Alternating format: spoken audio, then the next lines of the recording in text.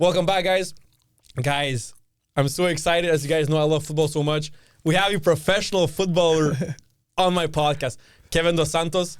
Thanks for being on, bro. Oh, you're welcome, for people man. who don't know, I mean, you probably saw my clips. I'm not the biggest Ronaldo fan. I know you're Portuguese, bro, but for you,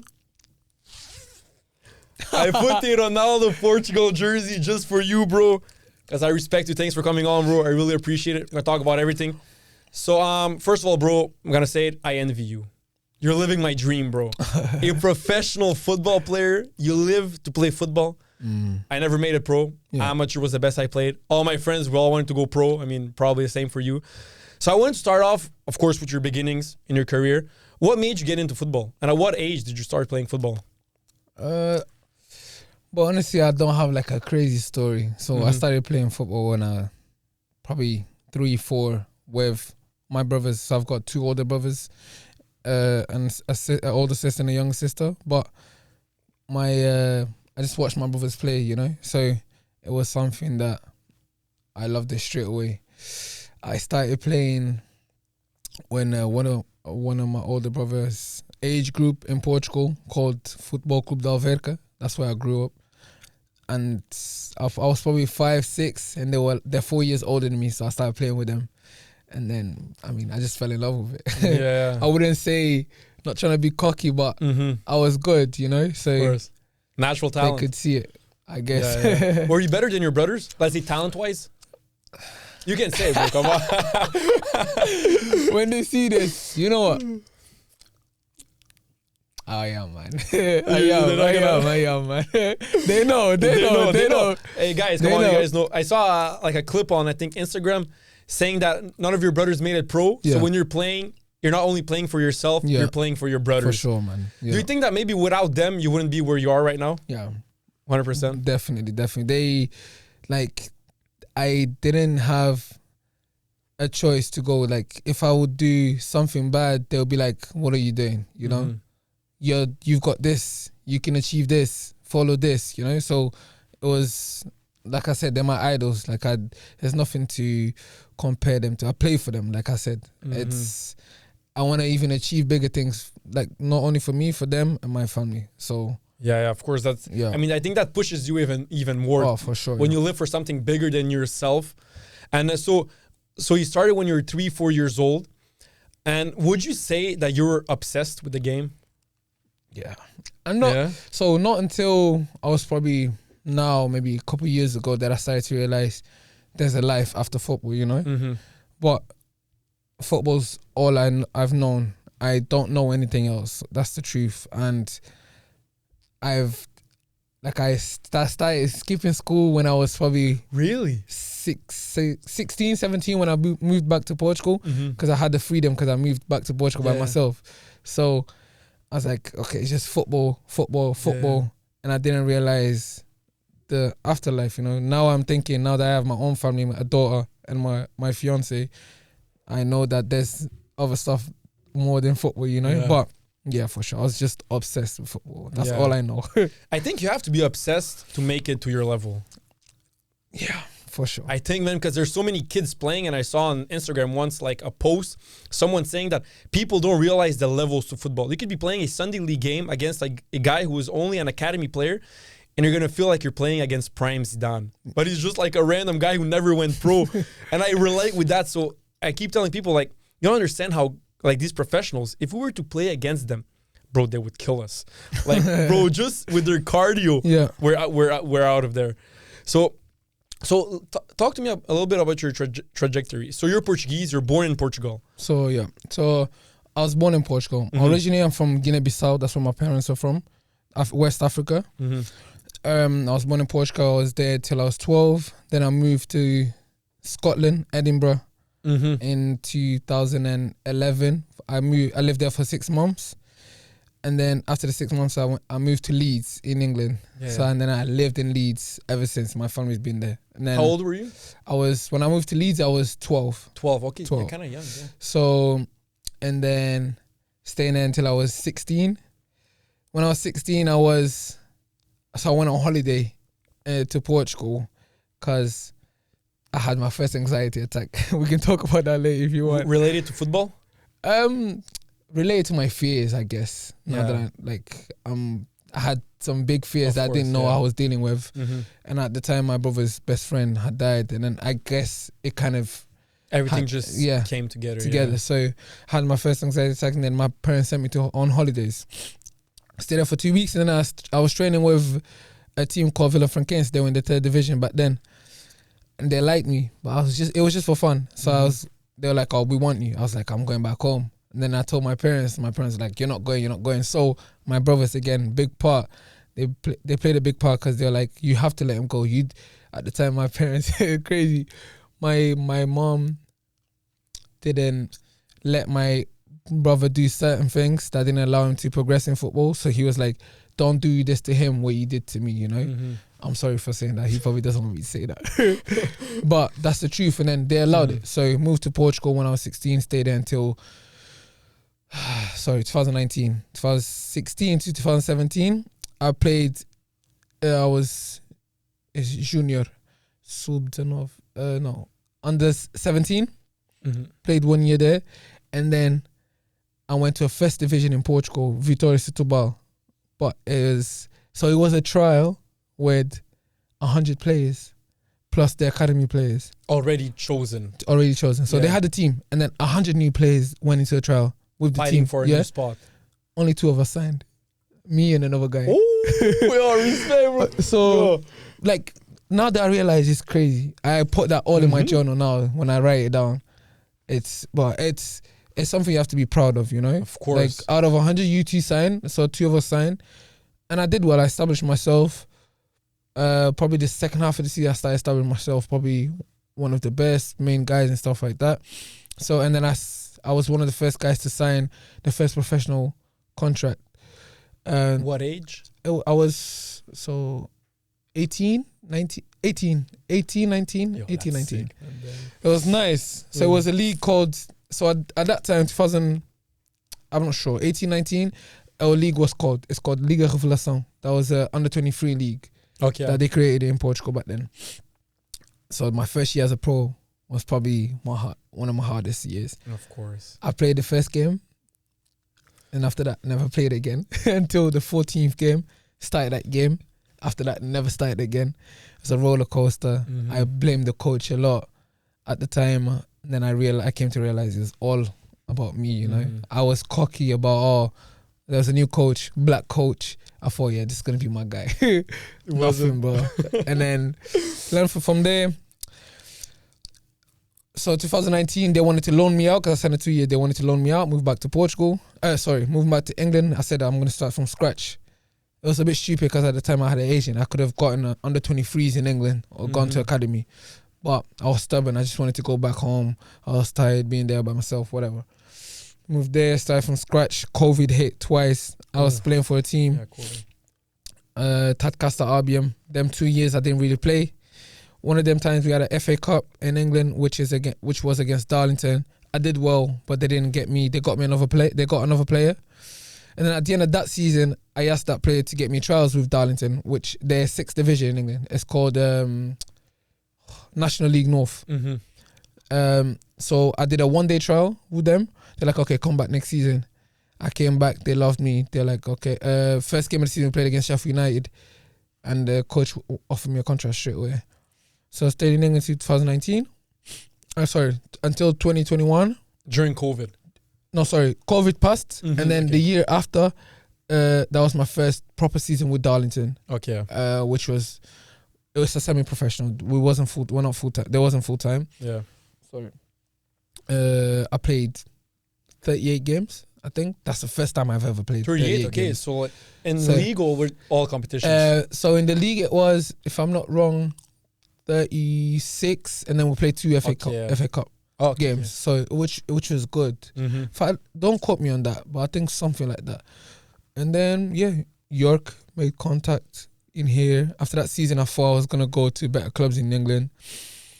There's other stories to it, like there was teams approached and things like that, but never. It was just interest, you know. So the deal never came. Yeah, it's crazy how also in football it can be like a roller coaster of a career, man. Like anything can happen. Like also I wanted say congratulations. When you were Thank you. chosen 100 players and only 2 of you chosen, just to be chosen out of the 100, that's amazing. So you're one of the best players out of like all these youngsters. And then you and another guy get chosen to go into the team. That's already there. I mean, that puts you levels above other players. But it's crazy how in football, because there's other stories like Jamie Vardy, who entered the Premier League at the age of 27. And before that, he was like amateur. But it's crazy to see how also in football, like, of course, many things can affect, like you said, you're cocky, your ego, whatever. Then you can say, you know what, no, I want to do it by myself. But then you realize, you know what, actually, maybe the coach was right. And also, I know that you said that you had like a little anxiety attack regarding maybe football, whatever. I know personally, one thing that fucked me up a lot in football when I used to play was, in practice, I would play so confidently, so like I wouldn't care. But sometimes in games, like, I don't know why, but it's like I never touched a football ball in my life because I would get so much like anxiety or stress or whatever. But like, I wouldn't understand why. But I guess it's just like you have to have this mentality that maybe you develop, or some people are maybe born with it. I don't know if maybe that's something that you had in the beginning. I can relate to it because I've went so many trials. I went to so many trials that I'm gonna post about it soon on my page. Like I don't know, probably went to like more than 10 trials for a team, you know, and I was rejected. And the truth is, I wasn't good enough when I was going there. Okay, I was good, probably better than them, but when I was going to the trials, I was afraid. I was never myself. And that was, maybe I felt like pressure. I don't know, because I don't really believe in pressure. But I was afraid to be myself when I was with them. But then when I would go out and play with my friends or with the elders outside, I'll be like, they'll be like, why are you here, you know? So I realized all of that was, I was afraid to be myself. So when I'm myself, playing with joy and happiness, I believe nobody can stop me, you know? Like, I'm literally the best on the pitch. That's the mentality I go to the pitch now. Obviously, don't get me wrong, I still have my battles up here. Of course. Which is normal for a human being. But the mentality I go out is just have fun. And I honestly, I just leave. I'm a bit faith. I'm a big follower of Jesus Christ, you know? So same here.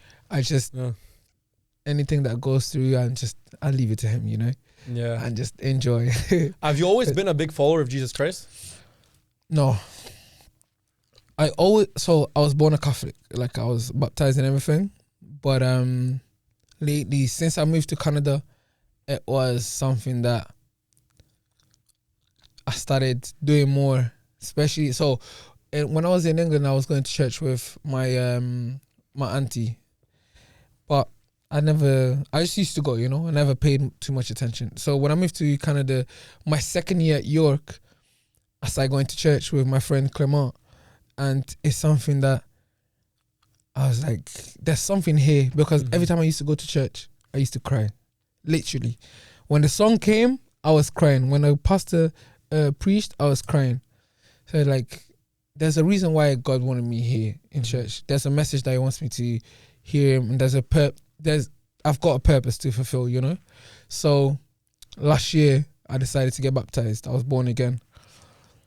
And I'm fully committed. So to tell you, my biggest fear is death. So I'm scared of dying, you know? So I'm trying to kind of leave them type of worries and fears to him, you know? So, I mean, we all sin. Of course, all human beings. We all sin. So I just believe that Jesus came on earth and he was crucified for our sins and everything like that. So I'm just trying to live all my worries and fears to him, you know. Of course. That's how I stay. Especially me, I've always been very religious because my parents brought me up that way. I mean, my parents are originally from Yugoslavia, Serbia. Okay, yeah. And they immigrated here because there was a war in ex-Yugoslavia, whatever. But I'm born here, and like ever since I was young, my parents always used to say, before you go to sleep, pray to Jesus. And I saw on Instagram, you post a reel that you pray twice a day. Yeah. That's, I mean, especially nowadays, that's very rare. Yeah. You're 25, right? 1999? 99, yeah. In November, right? Yeah, 20th. You're 25 and wow. I'm this guy bro, knows, bro. when I told you that I'm excited he's here, I'm not lying, bro. Like, believe me. Oh, I like love this that, jersey, man. I went to my friend's house. I'm like, bro, You know what though? I need a I'm a Portugal Messi jersey. fan. I'm not even a Ronaldo fan. Nah, stop it. Yeah. Bro, I love you even more. You're a Portuguese and you're a Messi fan? Yeah, man. Bro, that's No, big look, respect. I prefer Messi, but I don't compare them. I don't compare. But for me, it's Messi, yeah, for sure, yeah. Bro, yeah, I'm gonna clip that, bro. You a Portuguese professional player saying Messi over Ronaldo? Yeah, I'm clipping that. Bro, I'm clipping that, yo. Yo, me, I'm Portuguese, but I'm from Guinea-Bissau. People need to know I'm African before being Portuguese, of course. you know? Yeah. But obviously I'm Portuguese, I don't take that way. Of course I'm Portuguese, you know? It had an effect on your life and of course, your culture, but whatever. Now at my age, I'm like, going to Portugal national team, you know, why not represent my parents' country? Of course, like, yeah. So of course. that's my goal. Yeah. That's my goal is to represent my parents' country. And I will. I know I will. Yeah. I know there's gonna be an Africa Cup of Nations now. Yeah. I hope and I will do the best that I can to make it. Yo, bro, I wish you Honestly. do, man. Honestly, bro. But, yeah. And we can also talk about that after like many, let's say, African origin players playing for France, for Germany, for England. We can also dissect that and whatever. But to come back to religion, football people, I mean, football at the end of the day is a sport. Like when we're young, we all play to have fun. Like I remember when I would play football, I would forget about all my problems. Yeah. But going to tryouts, especially personally, I can say, I'm not afraid to say it. I would get, bro, so stressed out. So, like, I wouldn't, like you said, I wouldn't be myself. And maybe for people who don't watch sports, they understand that they can maybe say, like, you're playing a sport, you're having fun. Like, what is there to be stressed out about?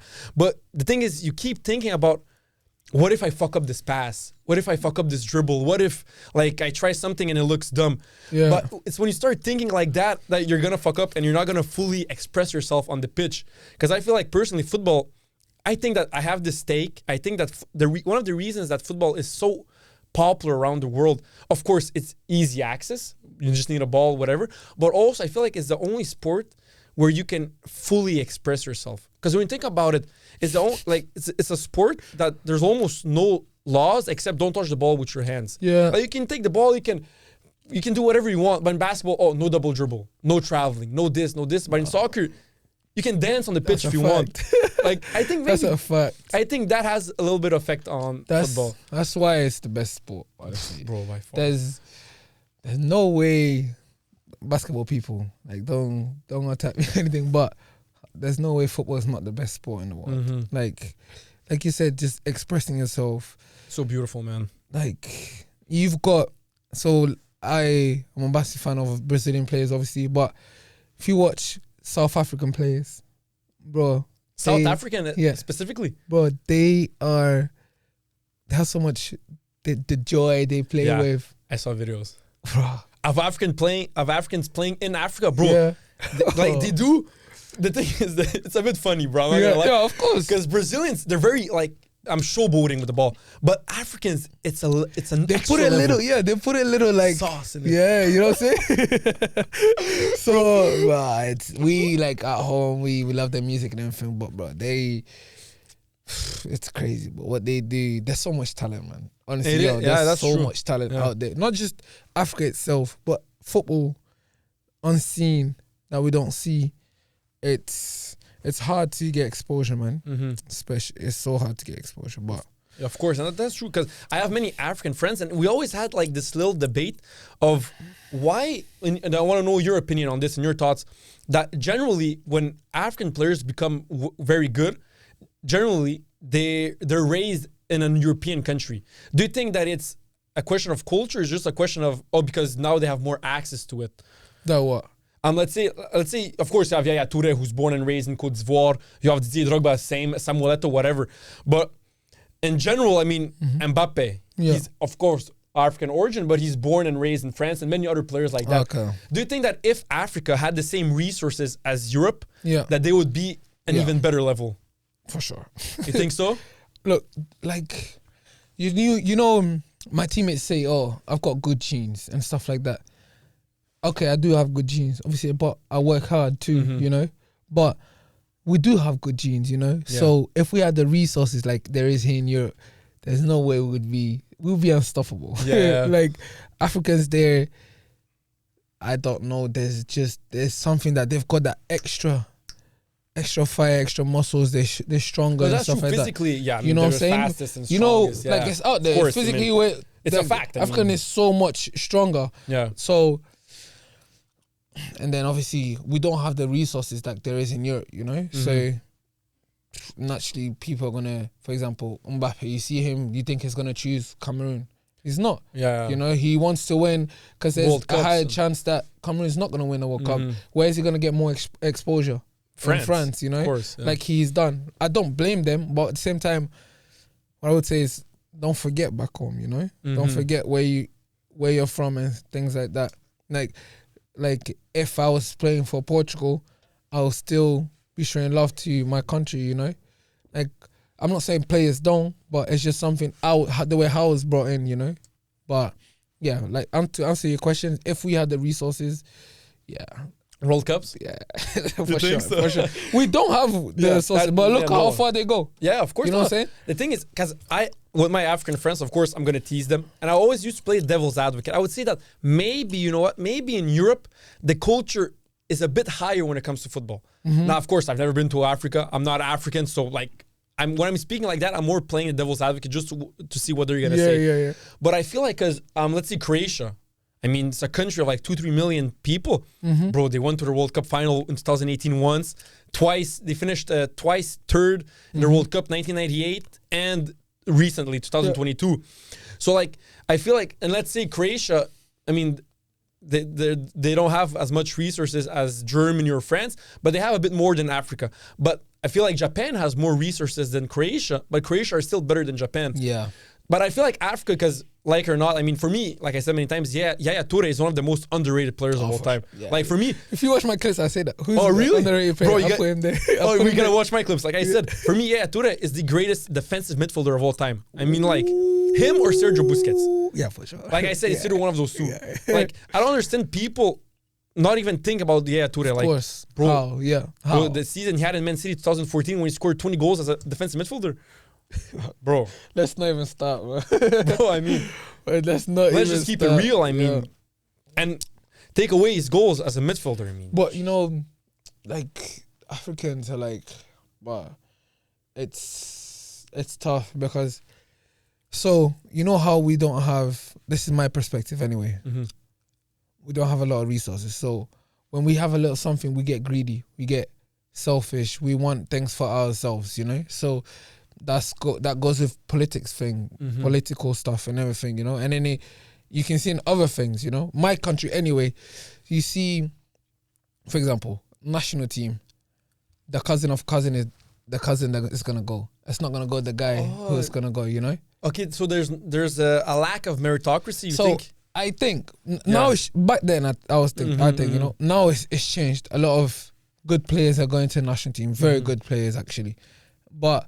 There's a lot of that in especially in African culture and countries, you know, because they didn't have it. So now I've got it. Let me help out my cousin or my friend. Let me help my cousin's friend, you know. Yeah. So it goes a bit. For example, me, sometimes I think maybe I didn't get my opportunity because first of all, I wasn't being good enough and I haven't had the opportunity. But then it's like I haven't got someone there to help me, you know.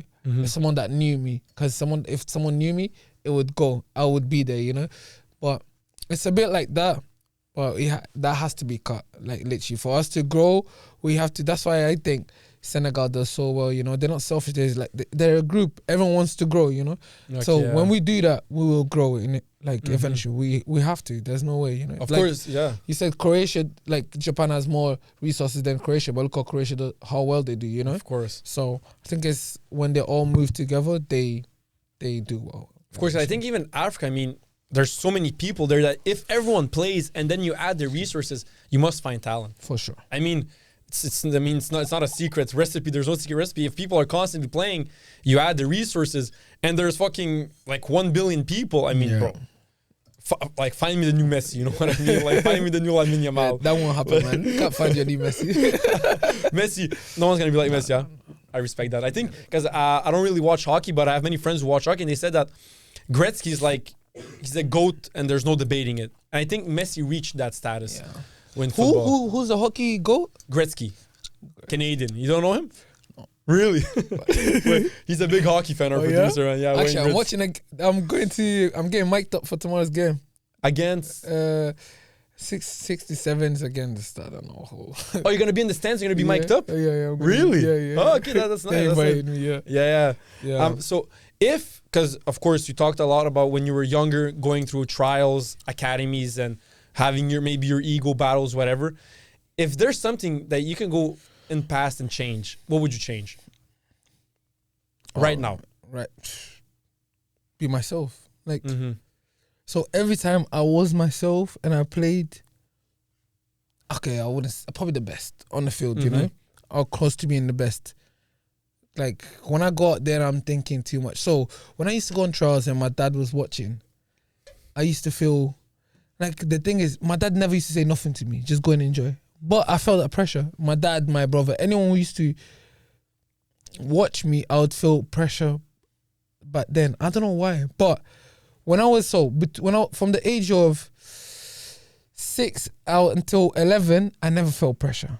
And then when I started to realize pressure, I felt pressure. I started going to trials. So I never made it in the trials. And then, but if I went to the past, I would definitely just change that behavior of like believing in myself, of trusting myself. I'm able. I now remember I was thinking going to a trial to like Sheffield Wednesday. Oh, that's I was like, I was so nervous because they were good. Don't get me wrong. There was a guy there who was good, but I was like, yo, I'm probably the same as him, you know? Sure, Years after we end up playing the same league and I'm playing, he's benched. Yeah. You know? And I'm like, look, but then I could have signed for academy, and I never did. I never signed for academy in England. Yeah. But yeah, I'll definitely change that. Like, how important do you think is mentality when it comes to playing sports, professional especially? Definitely, the best thing I've ever done. I do like mental coaching. It's the best. Really? Yeah. I just watched a video of Salah saying it's probably so. You got talent, you got working hard and everything, right? But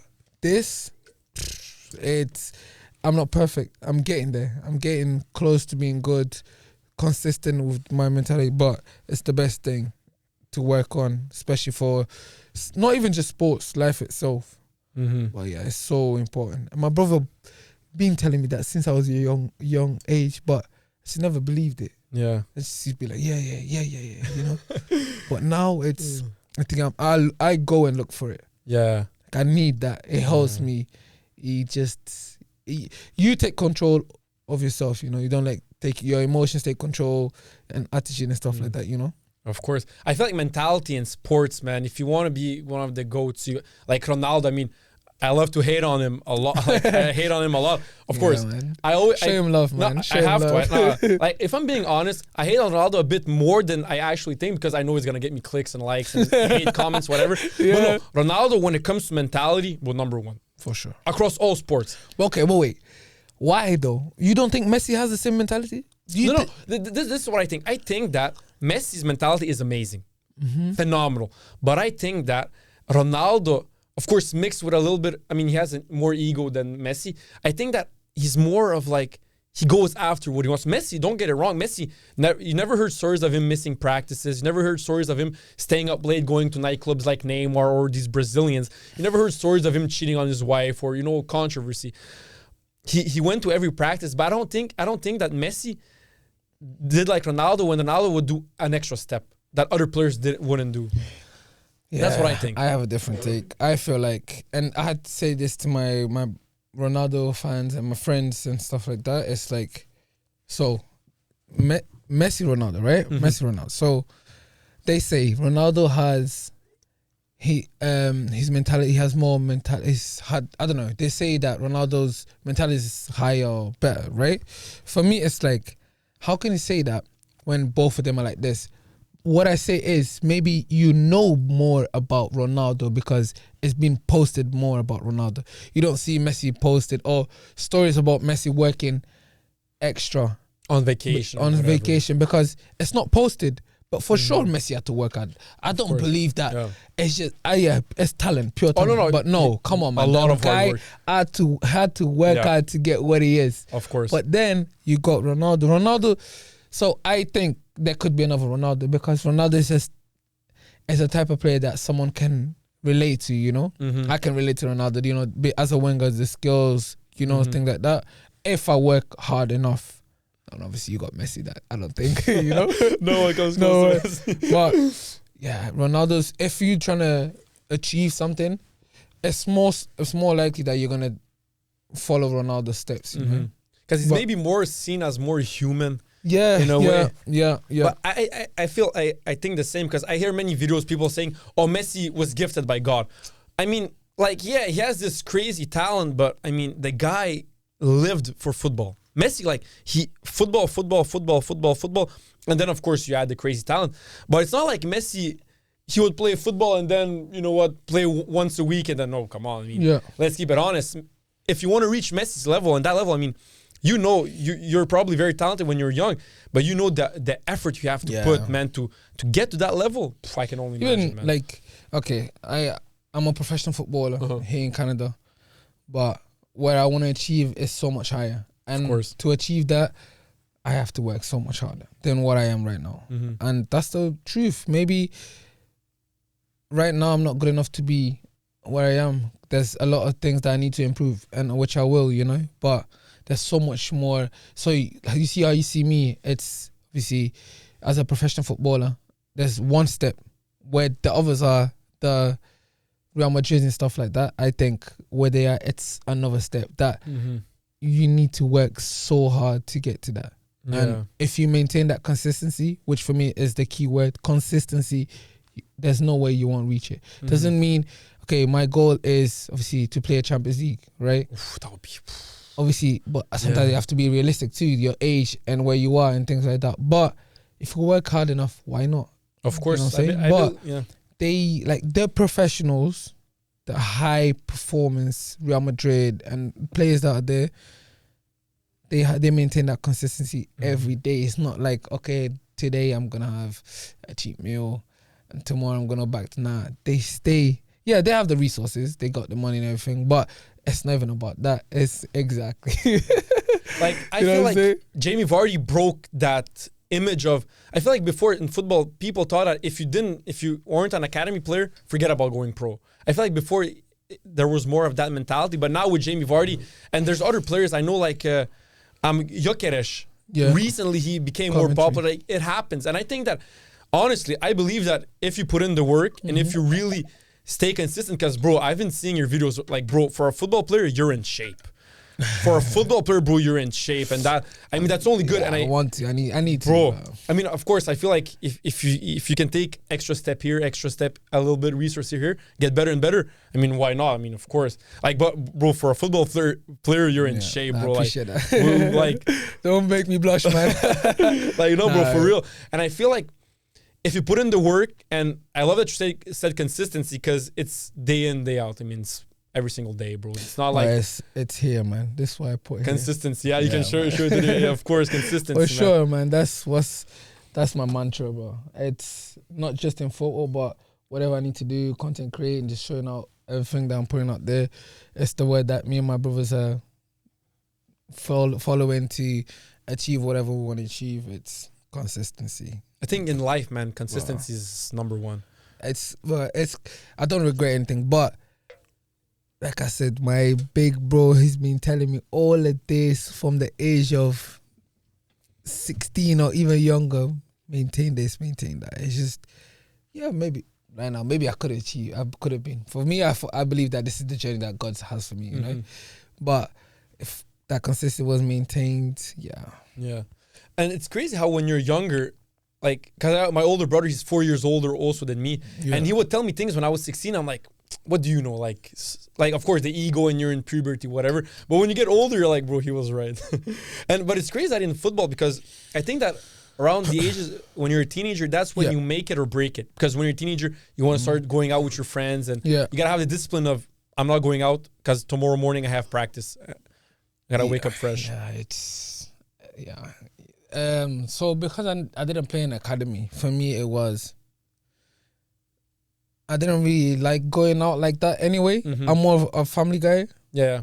I like to, we do something, but at home, you know? Yeah. So I was just chilling. I didn't really have the thing, let's go out, anything like that. So, but I I kind of agree with you. Like, it's you need to choose one or the other. You know, there's the sacrifices. So that comes into a part of the journey of being a footballer. You have to sacrifice a lot. Like for sure, I missed a lot of things, weddings, parties, and all of that. But at the end of the day, you have your fruit. You have the fruits of your labor. You know, of course, man. And I'll enjoy it.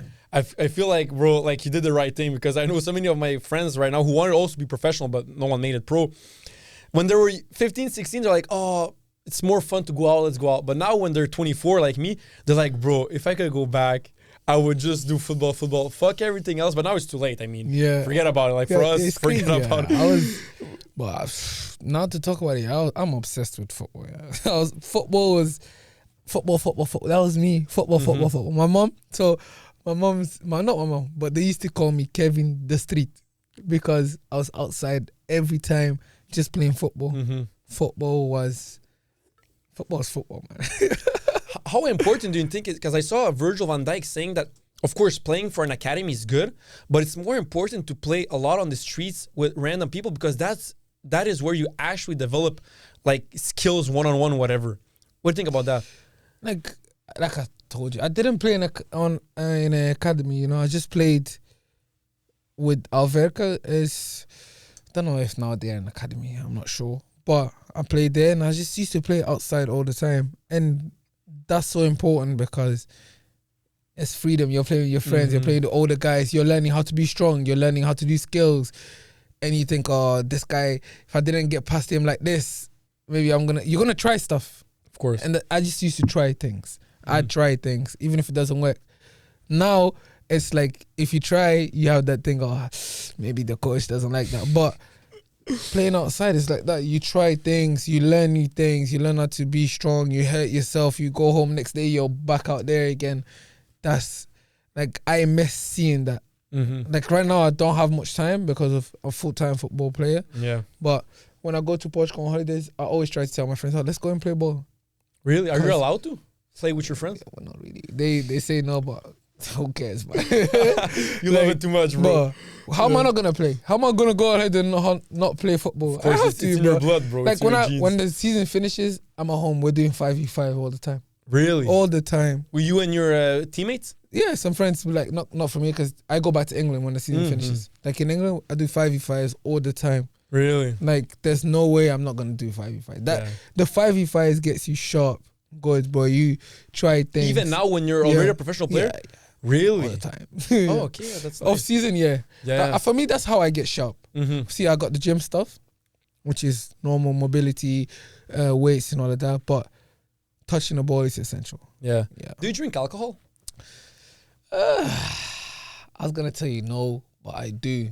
It's like, so I wouldn't say I don't drink alcohol on a daily basis. I don't drink alcohol. Let's say we go out, it's not a thing I like, I'm gonna drink. If it's a special event, might drink, but I'm cutting it. Really, it doesn't benefit me. So especially this holiday, I had the bacteria. I was like, yeah, I'm done. I can't be. I don't want to drink alcohol. I don't want anything to affect me anymore on my body where I don't know what's going on. So I'm cutting it. I'm not gonna tell you I'm not gonna drink. I might just gotta go Brazil. I might want a caipirinha, you know.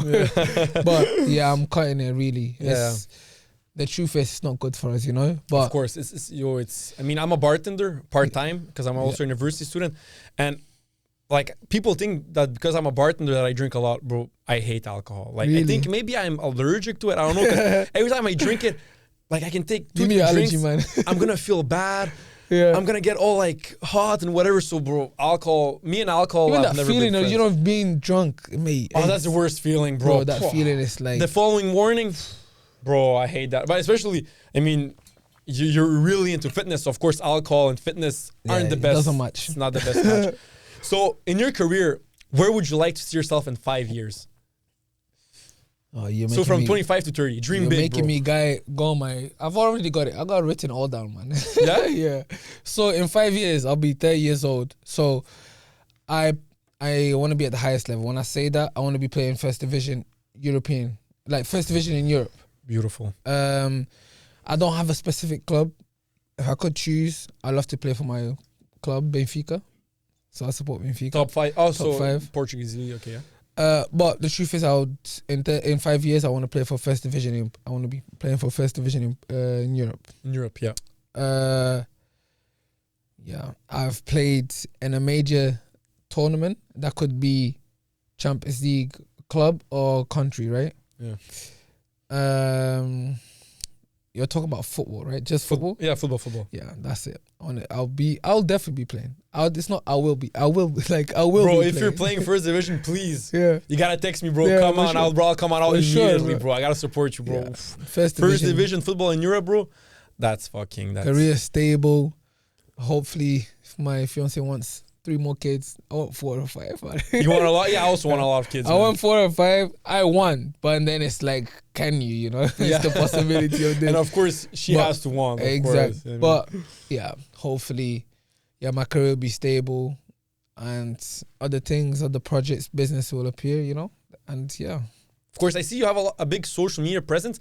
And from what I see, I mean, you look very charismatic. Would you like to do more social media? Maybe in media? Jamie Carragher is in media right now. Thierry Henry. Can we talk about him now? He's going off on Twitter. Yeah, because what he said about AFCON. Yeah. But yeah, there's something that I'm working is on my personal brand, which is like, I think it's very important now. So, I've got that time. I've got the possibility to do it where I'm a full-time professional player, and I'm working on my personal brand. Just my name and my image, growing my name and my image out there, and it's gonna give potentials for other business. Collabs, deals, partnerships, all of that. It's what I want. So, and people to kind of know me, especially I haven't put much out there. I'm trying to, but I want them to relate to me, to their stories, to the struggles they go through, and that's what I want to put out there. I'm gonna continue to put out there. Like, I'm a human being. Of course. Look, I don't know how you see me, but the way I see me, I'm a professional football player. Bro, I envy you. I said in the beginning, I envy honestly, you. I'm like I envy the guys that are taught, Yeah. Like, I want to be in their position, but I also know that the position where I am, a lot of people would love to be, So you can always be very grateful and where you're in life. I'm embracing that, appreciating that. So, like I said, I just want the audience that seeing my stuff to relate to me. I relate to them. I was once in their shoes, and hopefully they can achieve the things they want to. So, of course, I feel like wherever you are in life, you always got to be grateful, man, because it can always be worse. And I feel like when you complain, it just gets worse and worse. And when you're grateful, it gets better and better. Yeah. But sometimes it can be hard, man. When you feel like there's like a storm on you, bro, it can be hard sometimes. I remember you said that your biggest fear was death, right? Me, my biggest fear since when I was younger was public speaking, bro. Really? Can you imagine, like, this right now, what I'm doing? Yeah. Imagine all the followers that you have, 6,000. You have about 6,000 followers, my podcast, right? yeah. So imagine talking in front of 6,000 people. How would you feel? Right now, it would be way easier, but still, because I never done it, I only did like podcasts like this. Of course, the first episode would be like remember my first episode, my brother, like I told you when we started the podcast, bro, I was like sweating, bro. I was afraid, bro. Yeah. The first episode. Then the second, like, okay. Third, fourth, fifth, and like, okay, this is actually like, I was afraid of it, but afraid because I never done it. Yeah, and like, when you never when you never done anything, you're gonna feel a type of way. Like, I've never done this. This is the first time I'm here. Really? Okay. Yeah, first time I'm doing a awesome, podcast. Bro. I'm happy. So, first time doing a podcast. You're on my podcast. I love that. Hopefully it's not the last, but I enjoy having a conversation. It's always good to have a conversation, But like I was saying, I was talking about facing your fears. Like, for me, how my biggest fear was. I think if I also went into a thing of talking to like 10,000 people, I would feel like, wow, The first time, yeah. But then once you start speaking, it's like the groove comes in. It's like you see there's nothing to it, actually. Yeah. Literally. They're not, what they're going to do, kill you? Yeah, of course. What's the worst thing they can do? But I feel like in life, because I know you said that you want to try new things, build your brand, maybe social media, because I see you posting a lot on social media. I feel like in life, we don't only have one path. Like, there's a million things we can do. Like, I always say, Arnold Schwarzenegger. I mean, my guy, he was the greatest bodybuilder of all time. Yeah. One of the great, most paid actors, governor of California twice. So I feel like, man, especially if you have Jesus by your side or just a religion, I feel like it's going to be way easier. And you can always, like, just have faith. and try new things. And you don't always have to have the answers to it, man. Man, yeah, it's literally what I'm reading now. On the Bible, there's a guy called Johnny. I don't know if you know. I never read the Bible, no, to be honest. So there's a guy. No, he's not in the Bible. Sorry, he's a guy who I follow on Instagram called Johnny. He speaks about the Bible a lot. He said that when you read the Bible, sometimes like you don't have to know it or understand it, just accept it. So that's what I'm doing every time I read it. Sometimes I don't really understand what they just said on the Bible, but I accept it no matter what. So yeah, it plays a big part, that faith, Jesus, God, and all of that. So sometimes I don't understand, but I know like it's gonna come through for me. And actually, one of my favorite verses is John 13:7. It says, "You may not understand now, but you'll understand later." Or wait, there's no way I missed what my favorite verse is. You may not understand now, but you understand later. I think that's what it is. Yeah. But it's literally like I may not understand what's going on now, but later on, when it'll get there, sense. It'll make sense. Yeah. You know. I think that I'm only 24, and that happens sometimes. You know, like my father always used to tell me, when you think everything that happens to you is the best thing, even though if you may think it's bad. It's happening to you for the best reason possible. I don't remember, like I can't tell you a specific story, but I know many times in my life I'm like, why the fuck is this happening to me right now? Like the worst thing. But then a couple months later, I'm like, that was actually good. Yeah. Like let's say example. Let's say after this podcast, I'm supposed to go to an MMA event. Let's say somehow someone was to say, the MMA event is canceled. You can't come. I'd be like, what the fuck? Why is this coming? Why is this happening to me? Blah blah blah blah blah. Then a couple of weeks later, I'm like, oh, but if I would have went there, I would have had like a car accident, whatever. Yeah. If someone could tell me that, I'm like, that's actually good that I got canceled. But in my mind, I'm like, why would they cancel the event? Yeah. Stories like that. But yeah, of course, man. I also have tatted on my arm here Proverbs 3:5-6. It's don't lean into your own understanding, lean into God's understanding. I read that yesterday. Yeah. I have that one. That one's very Proverbs popular. Proverbs what? Proverbs 3:5-6. 3:5-6. Yeah, I have it tatted on my. And you won't even. Sometimes you're like, what is God's understanding? You're not meant to understand that. Just lean on Him, like trust Him, have faith. Of course, we're like we're so dumb in a way that we cannot, even if we wanted to understand, we can't. But it's actually the best thing. Yeah. Like, how can we understand something that is not even like He's above us? Like, how are we meant to understand some things that are so far? Like, you know what I'm saying? So, I'm like, I'm not gonna understand everything.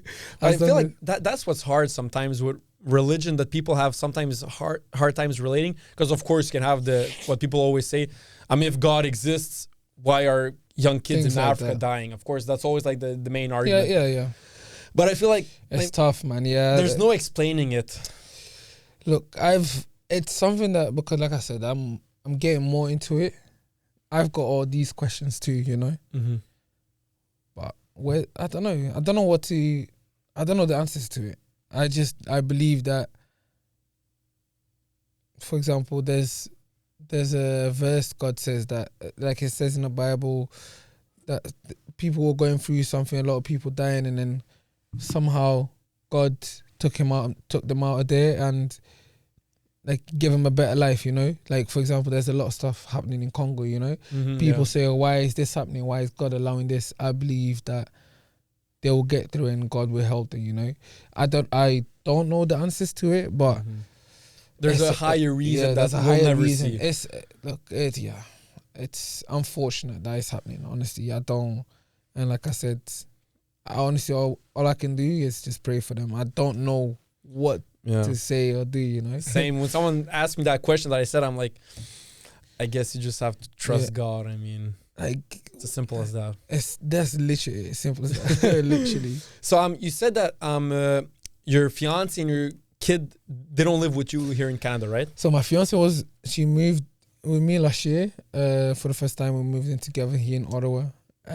She got pregnant. And then she was gonna give birth here, but we decided to give birth in England, for her to give birth in England. Now she's there. Hopefully they come in during season. Not sure yet what month, but I want them to be here with me. Of course, man. Your season opener, man. Yeah, that would be awesome. It'll be amazing. So ever since you came to Canada, what's like the the biggest impact that you saw on Canadian culture, or just like the way of life in Canada, or maybe the weather? Because I know the weather This is here, the first bro. time actually I've been here since, because this year I came here since January. Like, it hasn't stopped snowing. Yeah, no, it's England crazy here, snows a lot. Like, Here? sorry, England snows, but not like here. He's no. been snowing, but people, even Canadians, been complaining like how much it's been snowing, you know. But the culture, let me say, thing is, when I first came, I moved to Toronto, and Toronto is so similar to England. Really? Yeah. Like, Okay. especially Toronto is similar to like the big cities in England, London. Manchester, you know. But the culture, they're very like welcoming. Like Canadians are Canadians are, they're very understanding. They're very like, compassionate. you know. Yeah. So I love that about Canadians, about Canada itself. It's very like, it's not just about them. It's about the other cultures and things like that. So especially in Ottawa, it's very like, the people here. So for example, I moved in. They're trying to make me one of their own. You know, they take me in, and that's what I loved about the culture. The people that are me. So yeah, good people, man. Honestly, nothing to complain about Canada. Is it very similar to England? The people, the way of whatever, the way of life. Yeah. Yeah? Look, England. Yeah. England for me. Look, I don't see England for me as home. Okay. My fiance, for her, England is home for her. For me, it's not. She's born and raised in England? No, she's like me, born in Portugal, Okay. but from Guinea-Bissau too, and then moved to Okay. England too. The same, literally. Yeah, the where'd you same. meet her? In England. Really? And that just happened to be the case? Or did you look for it a little bit? No, not even. Yeah, I can't be telling this story out here, man. No, of course you don't have to if But, you don't want to. how I met her was, she was friends with my cousin. Mm-hmm. And my cousin one time invited me to go out with his friends, and then I saw her, and then we hit it from there, literally Yeah. like that.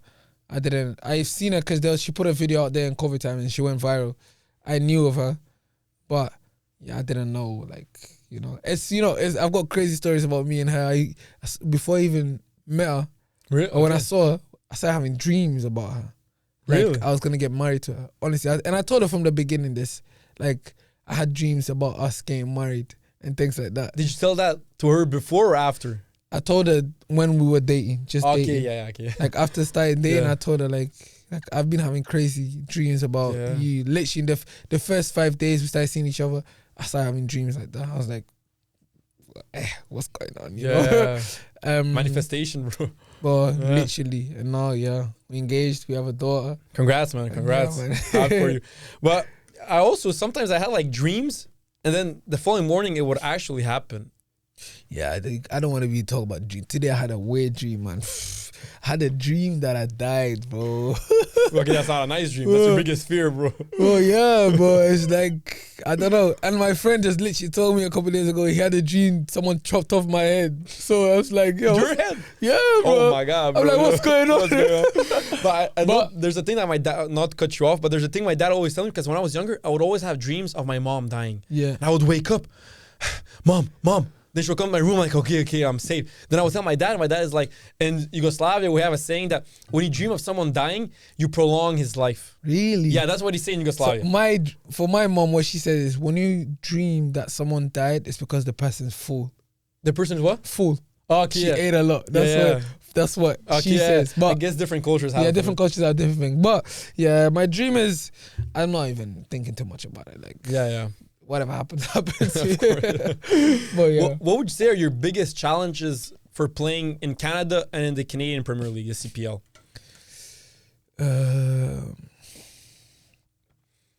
Compared to Portugal or England?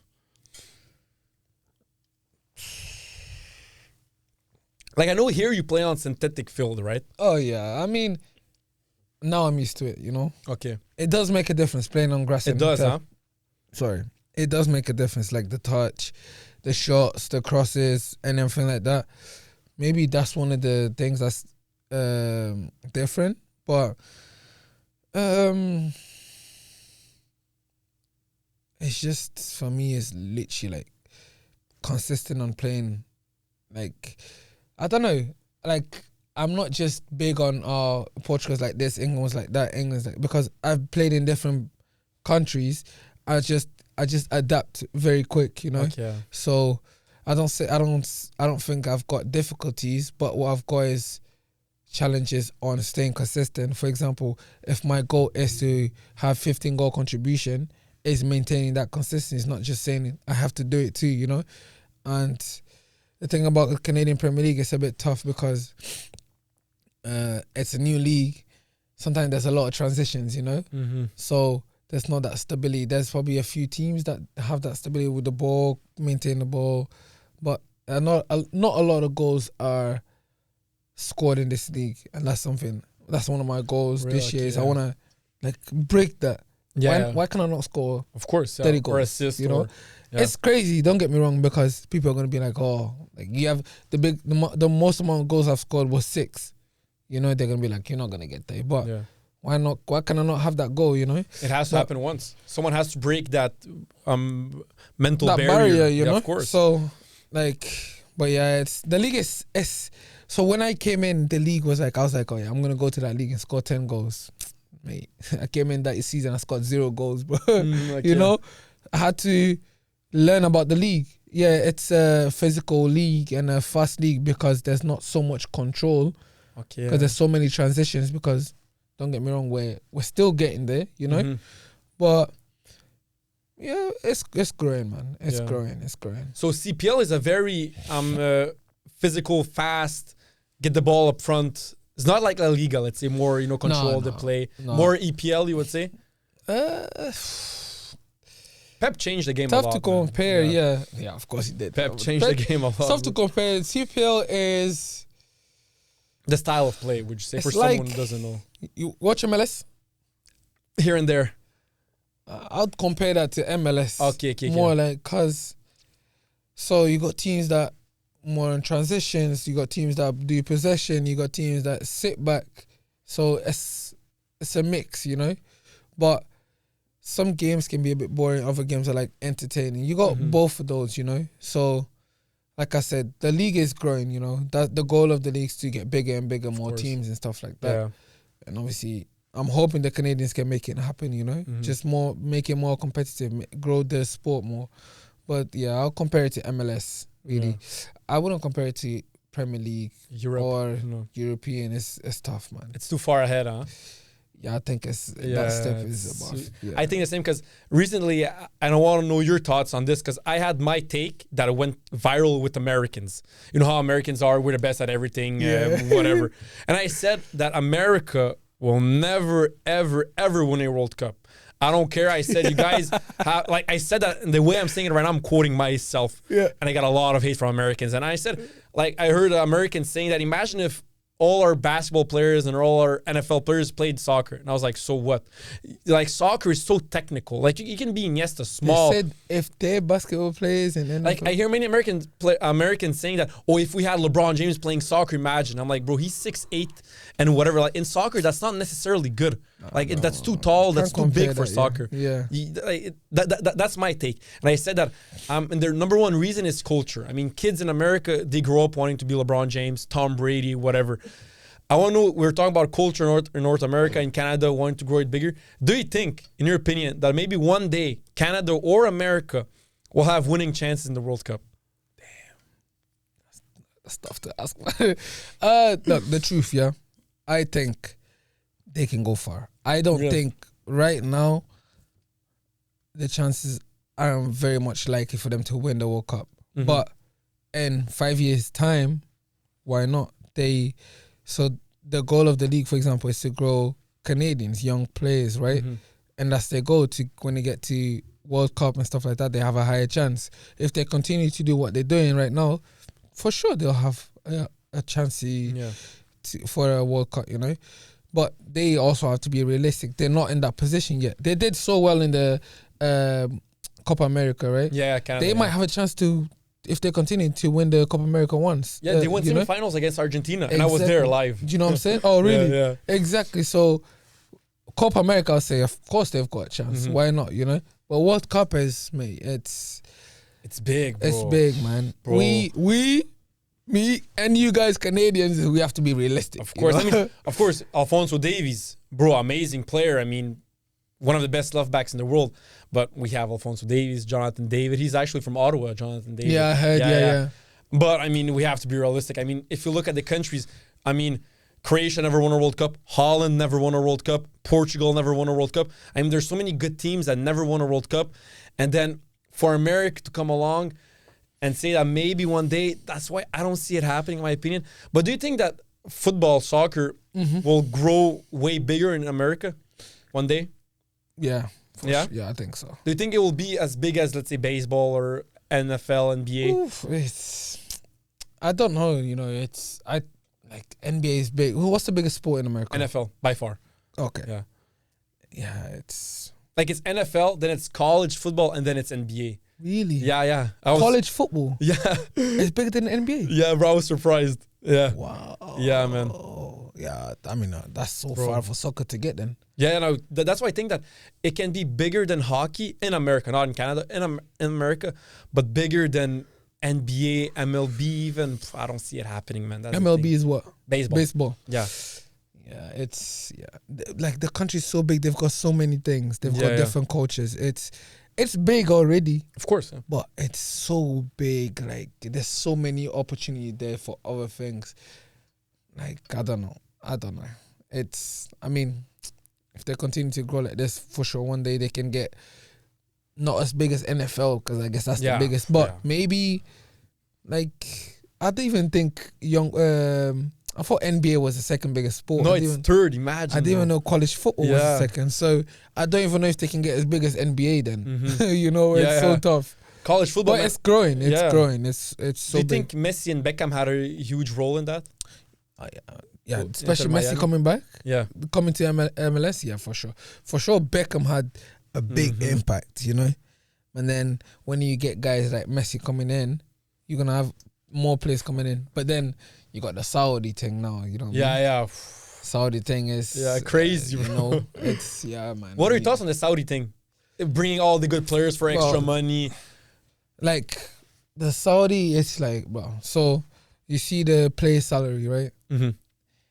They don't see everything on that salary, you know. So when they go to Saudi, they get the full salary. So I'm thinking players who came from poverty, when they go there, how obviously they're gonna choose that. It's a life-changing money, you know. Yeah, So- it's crazy money, man. So you got John Duran who just took it, but people don't see where he came from. How that's gonna change his whole life, and he's only 22, if I'm not wrong. It's very young, and So Ivan Toney also. he can be there 3 years and come back to the Yeah. Premier League. Why not? You know, Yeah. like if you gave me the opportunity, you think I'm not going? Come on, bro. You're taking that, yeah. You have to tell yourself the truth. You know, it's money that you're not gonna see. If it's gonna be a life-changing money, I'm gonna take it. But they're also saying it's gonna be a big league. They're not there. The truth, they're not there. They've No, got the of money, course they've not. got the Yeah. resources, but they're not there. They're not there yet. Don't let people fool you. No. Like some of Especially Ronaldo my fans, cousins are come like, "Oh, Saudi is better." Yo, relax. Saudi Yeah. is not there yet. Thanks, man. They can get Thank there, you. but yeah, it's a contract that will change your life. And I won't judge anyone. If you can take him, mate, take him. Yeah. You think not every player doesn't want to go Saudi? You think I care they're gonna judge me? Yeah, right. I am here. I can give this to my family, my mom, my dad, my brothers. Talk now. You wish you were in my position. Of course. You have to put things into perspective. Come on, man. Of course. You I mean, have to. Ivan Toney, he was a good Premier League player. I mean, not top, Could have but gone good. to obviously that's club like Arsenal, Chelsea, whatever. But when he got the money that he's getting, Like 10 times more, bro. he can come back to the Premier League, man. Bro, What 2 years? You come think he on. can't Yeah. come back to Premier League? And he made all that money. Yeah.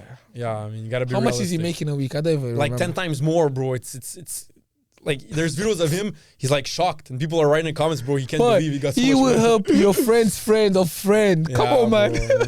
Bro, we gotta be honest. Like But you have to, man. Honestly, Yeah. you have to. I'm happy that you said that the Saudi league isn't as good as some people say it is. It's got to be realistic, man. Look, who was it? Henderson. Henderson, yeah. He was there playing for a team, Yeah. and he was like, I read something that he said he couldn't take it anymore because they had like 200 fans in the stadium, Really? Okay, I never saw that, yeah. and it's like They don't wow. care, yeah. They're not into that level yet. There's teams that don't have so many fans. You know, the big clubs maybe or Ronaldo is maybe a couple of other teams they've got a lot of Al fans. Nasser and... You know, but then you've got Al-Hilal. other teams which is normal. It's Of completely course, normal of because they're trying to make it a culture. It's a new league where they're rich. Them people there, they're rich. So trying to make it into a big thing. Maybe. It's just full of maybes. They can get as big. But they're not. It's a new thing. You know? It was like, you know how people used to go to the Chinese league? Yeah. Like, Oscar. Do you know what I'm saying? Yeah. Is the Chinese bigger than any European league? It's not, man. Come on. People have to be honest. Okay, it's an opportunity to go. Okay, go, but don't say it's bigger than that. Yeah. Like, go take your money, but I mean, don't say it's bigger than Serie A or La Liga or Bundesliga. I mean, come on. Come on, man. let's be honest. Look, my friends now tried to compare, it's bigger than the Portuguese league. Bro, No. it's not, bro. Don't come here and tell me it's bigger than Portuguese. My argument with my cousin the other day was that Saudi is bigger than MLS. I'm like, bro, how is it bigger than MLS? It's not, huh? It's not. They've They've got more money. My God. Yes, I'm gonna they clip can have this more shit. money. But it's not bigger than MLS. MLS has been here for longer. Yeah. Like, they've got that stability. They've got that franchise. It's big, bro. Don't say it's not. Okay, Ronaldo's there. I understand. Yes. Neymar was there and whatever. Especially when I talk to my friends. One of my friends, oh my God. But wait, Saudi, if you want me, relax. Take the money, bro. Take the money, bro. Come on. But one thing that I remember saying with my friends, I'm like, guys, you don't realize the levels in football. There's the top 5 leagues in Europe. They're the best. But Brazilian league is phenomenal. What's your top 5? In my top 5, first, right now, EPL. Is it? Yeah, EPL first. Second, I will put La Liga, Serie A, Bundesliga, League 1. What's your top 5? Spanish league. First, okay. Yeah. Premier League. And then German league. Actually, nah. It's between German and Italian league for me, one of them. And then I've got League 1. So you think right now La Liga is number 1? Yeah. Really? Always. Okay. Like, to my honest opinion, I wouldn't even put Premier League on second, but because I know how Premier League is massive, you know? But like, I think it's so overrated. Like, football, they get like crushed quick by other teams, true, you know what I'm saying? So, but yeah, Premier League has to be there. course, you know? But I put Spanish league first always. I think the hype with Premier League is the most interesting league because you have 6 teams that are really good. La Liga, you have 3, like Atletico Madrid, Barca. You think? Oh no, yeah, of course. For people who know. Don't get my teammate, man. Get Zappa here to you and attack you, man. You know Zapata?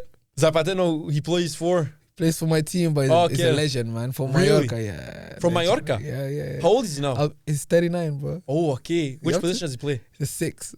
6, defensive midfielder? Yeah. Alberto Zapata, legend, bro. Really? Yeah, man. I never heard of him. Yeah, he played for Sporting Lisbon? He's a legend of Mallorca?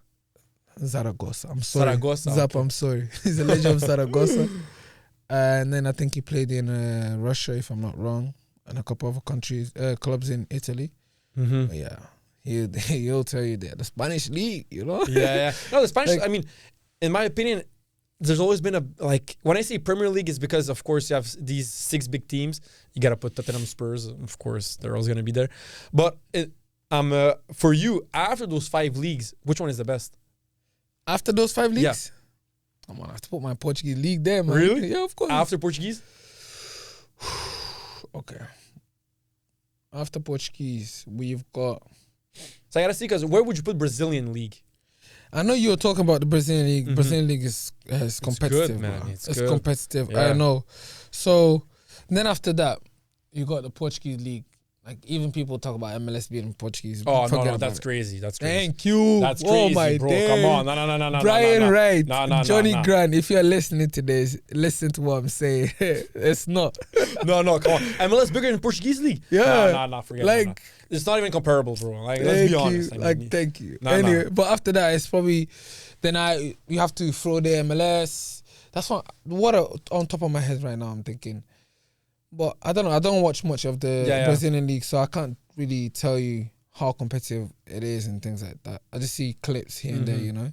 with the pie, Yeah, with the celebration. yeah. I see that, but yeah, probably I have to throw in MLS, the Brazilian, and then the Saudi. Eredivisie, Holland. with Ajax. Oh yeah. How am I forgetting about that? You know what I'm saying? People always forget about Holland. You know what I mean? Like Yeah. there's so many. Yeah, people don't realize, man. People don't realize. And that's Europe. Yeah, that's so high. That's Holland, bro. We're talking about Holland. Yeah, Ajax, but they have Champions League, like 4 Champions League, I think, bro. I mean, Holland, they have so many legends. We have to put those after, for example, I'll put that actually. That in the Portuguese league maybe had the same. I'm not sure, you know? Yeah, that's... Yeah, Europe is strong, man. People don't realize, because like I was saying, my friends, big Ronaldo fans, and even I'm a big Messi fan. Like, I'm a Messi fanboy. But I can say, bro, MLS, like, don't compare it to Portuguese league. Like, forget about the top 5 league. It's not even, like, comparable. But then they try to compare, like, one of my friends said that Saudi Arabia is better than Ligue 1. I was like, bro, what? I understand you love Ronaldo. I love Messi, but you got to keep it real.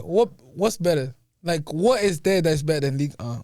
Ronaldo is there. That's why they're saying it. But we got to be honest. I mean, then I told my friends, I'm like, you guys are forgetting Portuguese league. It's better than MLS and Saudi Arabia, like, without a doubt. Holland is better. Netherlands league. Brazilian league. I went to Brazil twice and I watched Flamengo games in Rio de Janeiro. Wow. Bro, they're good. Everton Ribeiro, number 7, like yourself, on the right wing, lefty. Bro, he was good, He man. They have good players, man. Neymar came off of... Santos. He came off of games and they asked him why did he come off a game. He said it's because the intensity was so high. That's why you know the intensity is high. And like, that's Neymar, yeah, bro. Like, bro, you need to... Like, that level is intense, bro. Yo, that level, for sure, that level's not... Don't quote me, but in Saudi, you think the intensity is like that? Come on. Nah, bro, let's be honest. Yeah. Saudi played Alverca, 2nd division in Portugal. Okay, yeah. I don't remember the score, but it was a tight game, bro. Mm-hmm. Yeah, it sucks. Yeah, we gotta be honest, man. How it is. So for people who don't know, Atletico Ottawa they're affiliated with Atletico Madrid. Yeah, we're owned by Atletico Madrid. Atletico Madrid, I think they have a couple clubs: Atletico Ottawa, Atletico San Luis in Mexico, and I think they also have one in India. Oh, okay, really? Yeah, I think so. What does that mean, actually? Do you know? So it's basically owned by Atletico Madrid. We are owned by Atletico Madrid, and then we have a sister brotherhood clubs, which is San Luis and India. But does that mean like financing? They help you out with financing, or is it with marketing? Yeah. Or I'm not really sure. You're not really sure. I'm not sure. I just know that we're owned by Atletico Madrid. Atletico Madrid bought. I think they bought Ottawa. You know, and yeah. Is it maybe easier to get into, like, for scouts from Atletico Madrid to watch Atletico Ottawa since? Yeah, so for example, last year we had coaches, some of our staff. We had most of our staff worked for Atletico Madrid. Our coach, last year, Carlos, he coached in the academy of Atletico Madrid. Some of them already in Atletico Madrid. You know, we used to have one of the guys coming to a game. He was from the Atletico Madrid. You know, so what we do here, I think it could affect them back there because they put so much effort and money into this, and then if we don't win the league or something like that, it affects them, you know, the budget and stuff like that. So that's how affiliated it is. Right now, I'm not really sure because we have a new CEO, but I don't know the chemistry really what it is, but I still think we are owned by Atletico Madrid, you know. Yeah. We're still owned by Atletico Madrid. Did you ever have like a high level player coming to Atletico Ottawa to play, maybe see you guys? No. From Atletico Madrid or just Atletico Madrid? No. So last year when we announced Manu Aparicio. The coach? The manager? No. The player, one player. It's called Manuel Aparicio. A player from Atletico Madrid announced him. Oh, yeah. So that's what they do. They kind of, for example, because Manu is from Argentina and they had Correa from Argentina. Oh, Correa, really? Announced Manu saying, nice to have you in the club, this, you know. So that's what they do so the fans can kind of see the brotherhood. The brotherhood, yeah. Yeah, but what's good, because I think that, like it or not, I mean, if Atletico Madrid hears that, there's this number 7, Dos Santos, really good. I mean, you'll bring him for tryouts. I mean, that's Atletico Madrid, bro. They're playing Champions League. I mean, you know what I mean? That's your dream right there, bro. I don't know how likely that would happen, but for example, if you did an amazing season and some things like that, what I think they could do is send you out to a second division in Spain, which is amazing Of anyway, course, and then just monitor you there. You're with them, but you're another club. That's what I'm thinking, you know.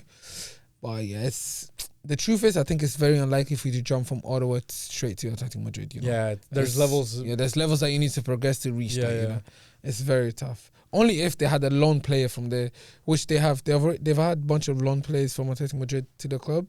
Really, key. Like players from the B team, they'll come here, then they go back. But For training and whatever. no, they literally signed here for. Oh, really? the play. Okay. So the first year that I played for York, they had 2 players on loan from Atletico Madrid. Then they went back. Mm-hmm.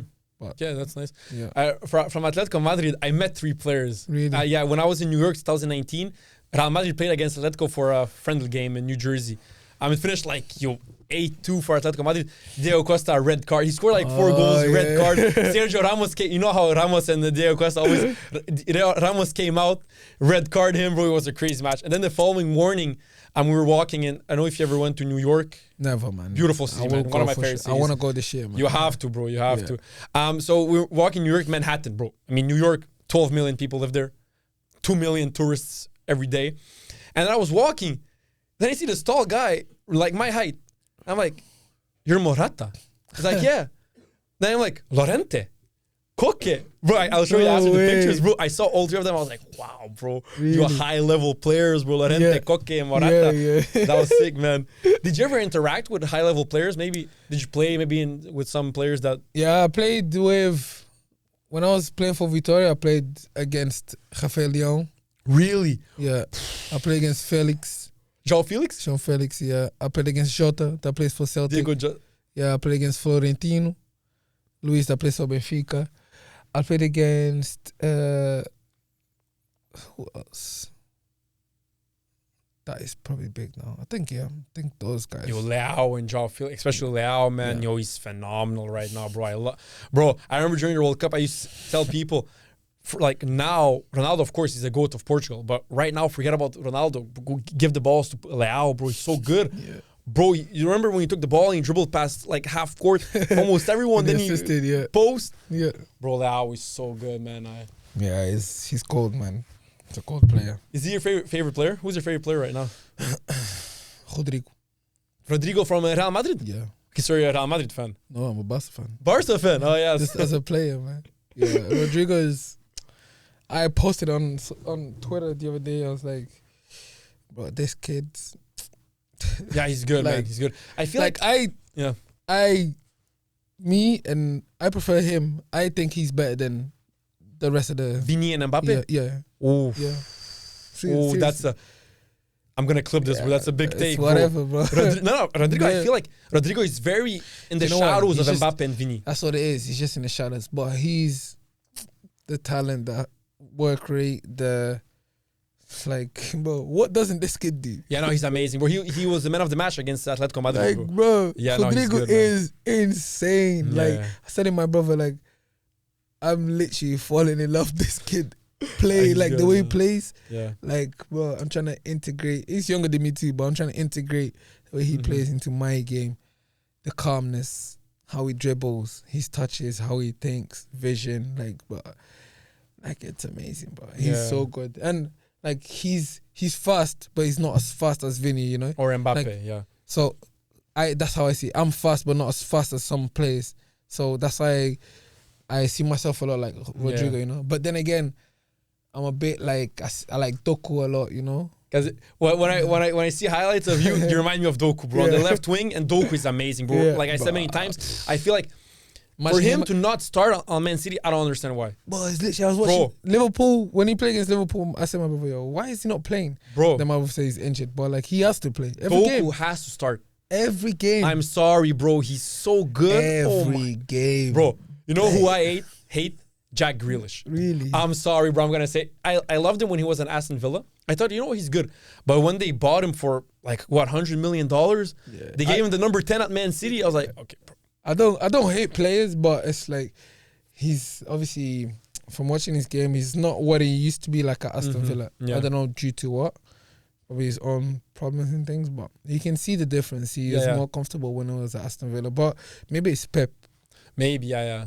It happened with Yaya Toure when he was at Barcelona with Pep. He would play Yaya Toure center back, and Yaya Toure was like, bro, I mean, if you don't want me defensive midfielder, I'm leaving. I like Pep, man. That's my guy, but bro, I don't understand. He's got something here, you know. I said once in a podcast with my brother, I said Pep, 95% of what he does, maybe even 99% of what he does is genius. Well, he's like probably the greatest coach of all time. It's like a switch, he just switches accomplishments. off, yeah. But there's this 1% when he tries something and it doesn't make sense. It's like, where'd you get this? When you overthink bro, something, what are you doing? it's like, bro, why, bro? bro, I don't understand. Yeah, I know, but we gotta give him his flowers. No, of course. 99%. Yeah, of what give he him does. his flowers, man. People Of don't course. give flowers to. People need to be given flowers before they Pep. pass away. You know what I'm saying? Especially Of that. course. But yeah, Pep, I'll give you a flower. Longevity. Yeah. For someone who doesn't know your style of play, how would you describe it? Very direct, man. I'm a one-on-one person. Mhm. I'm a winger. People that don't know, I like taking people on. I like to embarrass people. I try to. I like to, lately now. I try to have the stats, you know, which is the game is changing. You need that. Like, I hate that, but it's a fact. You need to have more stats. But I'm a type of player that likes 1v1, likes to shoot, likes to cut in, right, left. If you wanna, maybe if you see my highlights, is something you think I have similarities, maybe Doku or something like that. Yeah. He's sharp. Don't get me wrong. He's so sharp. But yeah. if I want, I'll try to get sharp like him. Maybe, yeah. That's Yeah, my dope. type of game. Yeah. 1v1, man. That's how I would describe you. I like the 1v1s. I like that. Got the vision, man. Sometimes I underrate that, but I got the vision. Too, yeah, the that's pass. important, man. Yeah. Yeah. That's always good to have the vision, man. The football IQ, and especially, I don't know if you feel the same way, but I feel like in today's football, I heard James Rodriguez talk about it a lot. The traditional number 10 is kind of in a way dying. It is, man. And like maybe you the don't wingers. is it not the 10s, wingers, all of that? They're all getting inverted. Like, Wingers are not wingers anymore. Yeah, like, they're more you haven't got like tactical in a way. You haven't got any more like wingers. They're just wingers, pure wingers. Mhm. Pure wingers right now for me is Doku. He's a pure winger. Leao also. You know, Leao is a pure winger. Yeah. Pure wingers. Yeah. You know, Doku is a pure winger. And then you got, you know, Vini is a winger, but maybe with the system now they're trying to make him to go in the middle. But Vini is a pure winger too. Yeah. You know. Then you got my guy Rodrigo, he can do both of those, you know. But the game is down with that like traditional 10s, literally that 10 role. He's a number 10. You know how we say, yeah, I'm gonna play as a 10 today. Like that's dying. Because coaches don't play in a 4-3-3 with a 10. They wanna play defensive midfielder, two strikers or, you know. But yeah, the game is changing. Unfortunately, like the game is changing, the rules are changing. Do you think it's becoming more robotic in a way? Because I feel like now It midfielders is, are though. more deep lying and with fast wingers. That's why I wouldn't be a coach, bro. Honestly, I would never. You be wouldn't a coach. like to be a coach? No. Like the way I am, it's like, bro, go out there and do your thing. Like, Okay, yeah. I wouldn't. Coaches are like, I don't know what my coach will say, but it's like there's system that you need to play. There's this, there's that. Like you need to. At the end of the day, you need to have the freedom to express. That's what the sport is, right? The freedom to express yourself. Obviously, there's a system, but then, like, don't just follow. Sometimes, okay, coach wants to do this, move the ball this way, but sometimes the space is not open. You're gonna have to do a skill to get past him. You know, and that's changing. It's very robotic, very systematic. Exactly. Very. So. I don't know which one is better because I feel like you have both results. You have Brazil, 5 World Cups, and they play Joga Bonito, bro. Everyone has an extra touch in Brazilian team. I mean, if you're a center back, give me an extra touch. But then you have German football, 4 World Cups, I mean, and their greatest player of all time is what, Beckenbauer? Gerd Muller, maybe? Yeah. Like, it's not even close, Brazil, but they still have 4 World Cups because of their very disciplined and systematic football. Yeah. So I don't know which one. I prefer the Joga Bonito. Yeah, I mean, we prefer to see that, but both work. Depends how. For example, I don't think if Germany tried to play Joga Bonito, they wouldn't be able to, you know. Yeah. Brazil, I guess they play better when they Joga free Bonito, them with the, you know, with the Joga Bonito. So it's I guess they both Everyone has their different. style. Yeah, everyone has their own style. what's your thought? What are your thoughts on the English football international stage? I hate it, bro. Because, bro, we gotta be honest. Euro 2024, on paper, they had the best players, bro. I hate it, bro.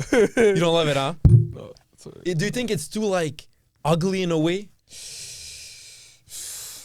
Because I feel like they always had that problem, England. Yeah, England, it's a tough tape, man. My boy Oli, last year he thought they were gonna win the Euro. So like, never gonna win the Euros, bro. Mhm. Like, The World Cup, forget about it. yeah, like I don't know. I don't know what their problem is. They've got the players. Bro, they've got amazing the players. I guess man. they got the quality, but it's just not good enough.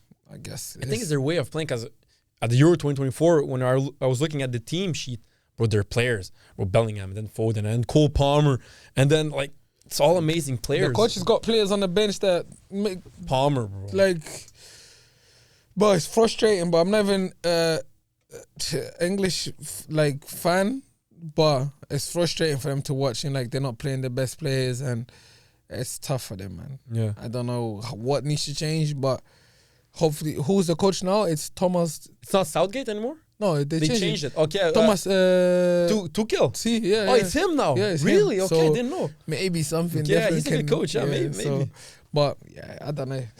England is always like they always okay. It's coming home. It's home. Mate. Let it come home and then it comes home. Let's you know. It's coming home. It didn't come home since 1969, like or something like that. Wait, that they've got. They never came home. Never They have came one home. World Cup. Oh, they do. Yeah, I was surprised also. One World Cup. Yeah, 1966 or 1969. 1966. Long time, man. Yeah, no, for Long the time 60s, ago. bro. Football's not coming home, man. Relax. Bro, a lot of if England plays against Portugal, who are you Portugal, rooting for? man. Really? That's not even a question. If Portugal is playing against your parents' country? Yeah, it's Guinea-Bissau, man. I want Guinea-Bissau to win for sure, but I don't know. It's like when I was gonna say when Benfica plays Barcelona, like when they just played. I support Champions League. Benfica, obviously, but when Portugal, it has to be Guinea-Bissau, bro. It'll be a big game too. No, of course. Yeah. Guinea-Bissau play Portugal. We're all pissed off, man, that we never made the Portugal team. Okay, it's many Yeah. Portuguese players. Yeah. Okay, so let's talk about this. So you had your thoughts and your opinion on players with origins from other countries not representing their parents' country. Mm-hmm. Mbappe playing for France.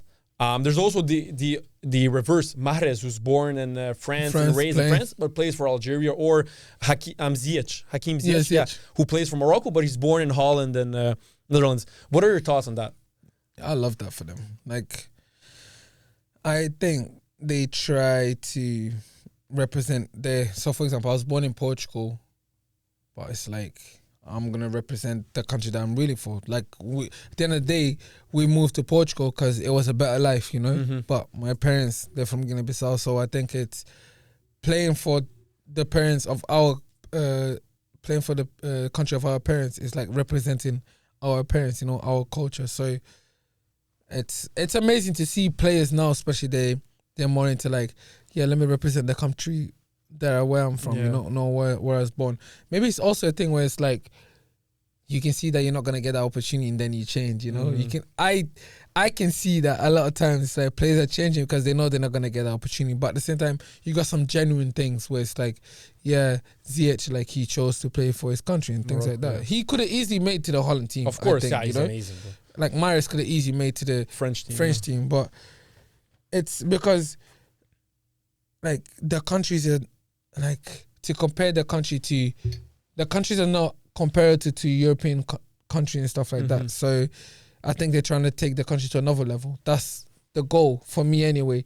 Take my country to another level. So it's like, yeah, you can see this country classified high up, you know, playing World Cups, which we never did. It would be amazing, you know. Yeah. So I think that's the goal for all of us that are born in Europe but take our country. Yeah. Like, to represent your parents and all the hardships they went through to immigrate. Like people don't realize, like it's hard to go somewhere else and completely change your life. Like, yeah, I think like if one day hopefully I play in the national team and we get to the World Cup, look how much that would be crazy. Like, man. imagine if that happens, how much like they will look up to you, like little kids in the kids, that country, you know what I'm saying, bro. and be like, why not? Why can I not achieve that? Yeah, you know? And then in Portugal, you got that happens already. You know, it's very unlikely to happen. You know, so yeah, honestly, my goal is just to bring happiness to the country. There's so much going on in my country right now. I think football, it's a kind of it brings joy to everyone. Yeah, it brings joy. It brings everyone together. You know. Yeah, that's true. So yeah, that's a goal, man, for sure. So if you had to choose between Portugal and Guinea-Bissau, Yeah, you would choose Guinea-Bissau yeah, without a doubt. yeah. Right now, without a doubt, yeah. So what's one thing that people don't, because when we see professional footballers, we only see like, oh, everything must be beautiful in their life. Mm-hmm. What's one thing that people don't realize that's actually grueling and hard about being a professional football player? Because you're literally just playing football. You're like, Mhm. you're not gonna have time for everything else during the time of your career, you know. And one thing is, the career is so short. You have to dedicate your life just to that. And that's, for me, that's what's a bit hard.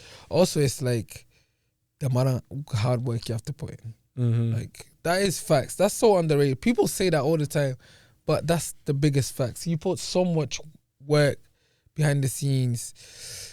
The sacrifices you make, you don't sometimes, for example, sacrifice I'm making now, I'm not with my daughter, you know? Mm-hmm. She's out there all the way in another side of the world. But sacrifices like that, footballers make a lot of choices just to be in a better position later on.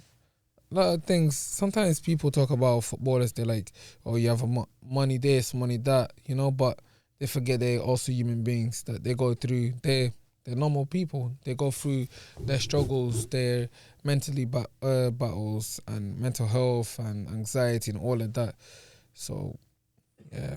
What would you say was your biggest high so far in your football career? High? Yeah, biggest high. Oh.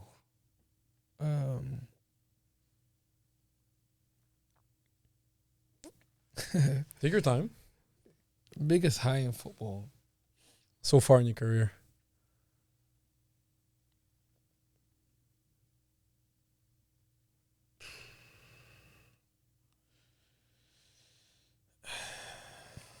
I don't know.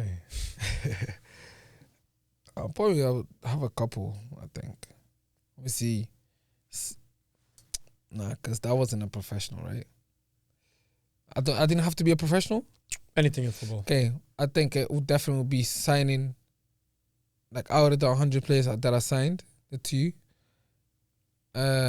signing my coming to play full time, for professional full time. That's one of the career highs for sure. And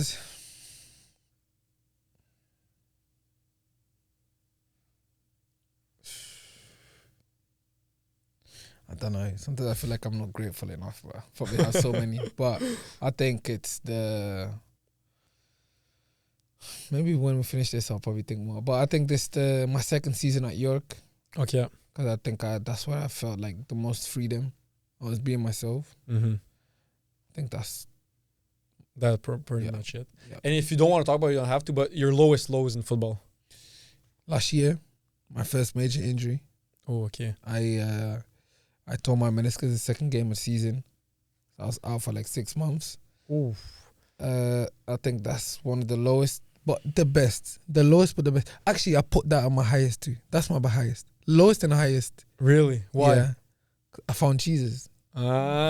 Bruh, Respect. But it's the lowest because I couldn't do what I loved, but the highest Brought you to. it brought me closer to Jesus, you know?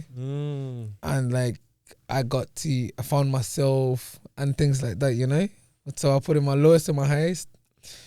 First year as a professional football player, and the year of COVID, I didn't play. That's how COVID affected players in your. Yeah, it's like bracket. I didn't play much. I just thought, like, I was watching games, like, I don't know what's going on. Even though COVID was rough. it was good times. I had some good times, COVID. But at the same time, I was just kept thinking about football. What am I gonna do after? I'm not sure. And like, I kept on that routine of just like sleeping late, waking up late, sleeping late, waking up late. And I was like, I didn't have a routine. Yeah.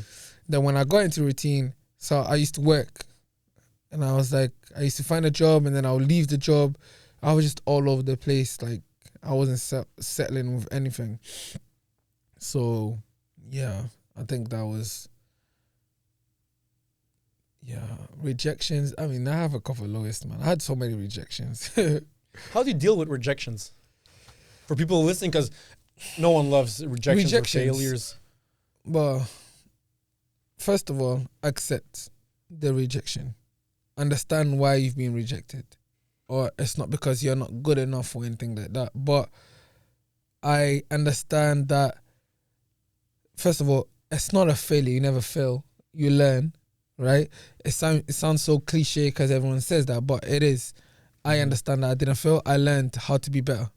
I am where I am now because I learned from them experiences. But it's like maybe you didn't do that because you wasn't yourself. You know, you had them fears, the anxiety, and all of that. But rejections are blessings in disguise, honestly. That's what, from my understanding, is. I'm blessed now because I failed so many times. There's a quote that I heard in a movie, Ocean's 11, with Brad Pitt, George Clooney. Yeah. And Good they movie, said man. that, huh? Good movie. Yeah, man. amazing movie. And I think Brad Pitt said that every problem is an opportunity in disguise. Exactly, bro. Yeah. So what's for young kids listening who want to be professional footballers like yourself, what's one piece of advice you would tell them? Imagine you're looking at your younger self. But honestly, my advice is enjoy. That happiness, like if I would say to myself, that smile that I see in your face, keep it. Do not let emotions take control. Like just be yourself, no matter what anyone says. Like it doesn't matter. Like comes free here, gets out here. Like I had so many things, like some excuses, like you're too small, you know. But maybe they didn't want to tell me the truth. Maybe I wasn't good enough. But even if they told me I wasn't good enough, don't listen to it. Yeah. Like perfect your game, craft your game. Like Henri says this all the time. Practice makes perfect. Like it literally does. When you practice a free kick all the time, you will get better. There's no way you're not gonna get better if you practice every day. So practice. Go in yourself, just enjoy. I think honestly for me, I play my best when I'm enjoying. I'm smiling. Like you literally see me on the pitch, I'm smiling 24/7. Yeah. You know I'm gonna be on my A game. Yeah. If I'm going to a game when I'm pissed off, yeah, forget about it. Don't give me the ball, man. Like, yeah. So hard work beats talent. Yeah, for sure. Of course. Yeah, hard work obviously beats talent, but you have both, man. Of course. So of course, like I was saying, you're in amazing shape. So I want to know about your fitness and nutrition. Like, do you eat what you want, and do you hit the gym like a regular gym goer? Like, let's say doing bench, doing pull-ups, whatever. What does your fitness routine look like? So I'm a bit weird, man. So first of all, yes, I do have a meal plan that my brother gives it to me. So my brother's he's a personal coach. He's a mental coach. He's a coach. That's what he is. In general, he's not just a personal. He's a coach, you know. So he creates my meal plans. He's a nutritionist also, and I follow my meal plans. I don't eat whatever I want, even though I think I can. You know, like for example, I have a cheat meal, but my cheat meal it's not like burgers and stuff. My cheat meal is probably have my home food, African dish, you know? Okay, yeah. Like normally now here it's not that much cheating. Now in Ottawa, my cheat meal is when I go eat Jamaican food. That's my cheat meal, you know? A lot of rice, plantain, jerk chicken, carbs, all of that. You know what I'm saying? That's my cheat meal. But it's like right now I'm following a plan where I'm just maintaining the consistency. It's like the high level athletes, they don't have cheat meals. They just have their food that they maintain. So if I want to perform at my highest level, that's what I'm doing. And then with the gym, so we have workouts. It's a bit weird because we have workouts in the as a team, but then I hit the gym by myself. Things that I want to improve: explosiveness, speed, strength, and things like that. Because I had surgery last year with my knee. I still have problems with my knee, so I'm always reinforcing that at home or even in the gym. And then I say that I have small chest, man. I want bigger chest. So I do a lot of chest. I try to do a lot of chest. That's more for the aesthetic. That's for the aesthetic. Yeah, that's for the aesthetic. So I try to do chest, a lot of press. So now I'm doing I do 100 push-ups every day. Really? Okay, yeah. Yeah, so that's for me anyway. But in terms of football, I get that extra work done outside. Even though sometimes the coaches don't want us to, I'm like, I need to. Like, I want to. For your mental sake, would you say? Not just that, I feel like when I'm working hard, one thing is you have to work hard, yeah, but you need to rest, you need to recover, you need to sleep well, you know. So I train. Let's say we train once a day. I hit the gym after afterwards, and but I don't stay long in the gym. If let's say I stay 30 minutes, but I do explosive work because I'm an explosive player, so I want to get that fired up, you know. The strength and yeah, that's what I do. I don't know how much. I don't know if I would maybe make a plan for people. Maybe that's something I can do. I mean, later on. believe me, you could. I mean, because people always want to be in shape, and of course, if you see someone who's in really good shape, if they share with you what they eat, what they train, whatever. Follow my brother, man. He'll get into shape. Ishmael, the coach. Let me give him a shout. You can put his handle if you want. Yeah, man. Give him a shout, plug man. it, of course. So, in the gym, do you do regular gym exercises, bench press, pull-ups? So in the gym, I do things now that's more football related. That's gonna get me into like the football stuff. It's sometimes I'll go in there and throw a couple of normal gym routines when it's like off day, but I always try to do football exercise that are gonna help me on the pitch because that's what I do, you know. Yeah, so, you're a footballer at the end of the day. You're not a bodybuilder or whatever. But I like how you mentioned rest. Because I remember Tim Grover, who was Michael Jordan's coach, and then Kobe Bryant's coach. Yeah, I read his book, Relentless. Yeah, you read it. I didn't read it, but I heard a lot about him, especially, on Netflix. There was the Jordan documentary, The Last Dance. Which very direct, man. The book is very... Really? Yeah. Yeah. And I remember him saying that the difference between Kobe and Michael, Michael knew when to rest, Kobe didn't. And he said that at the end of the day, yes, you know what?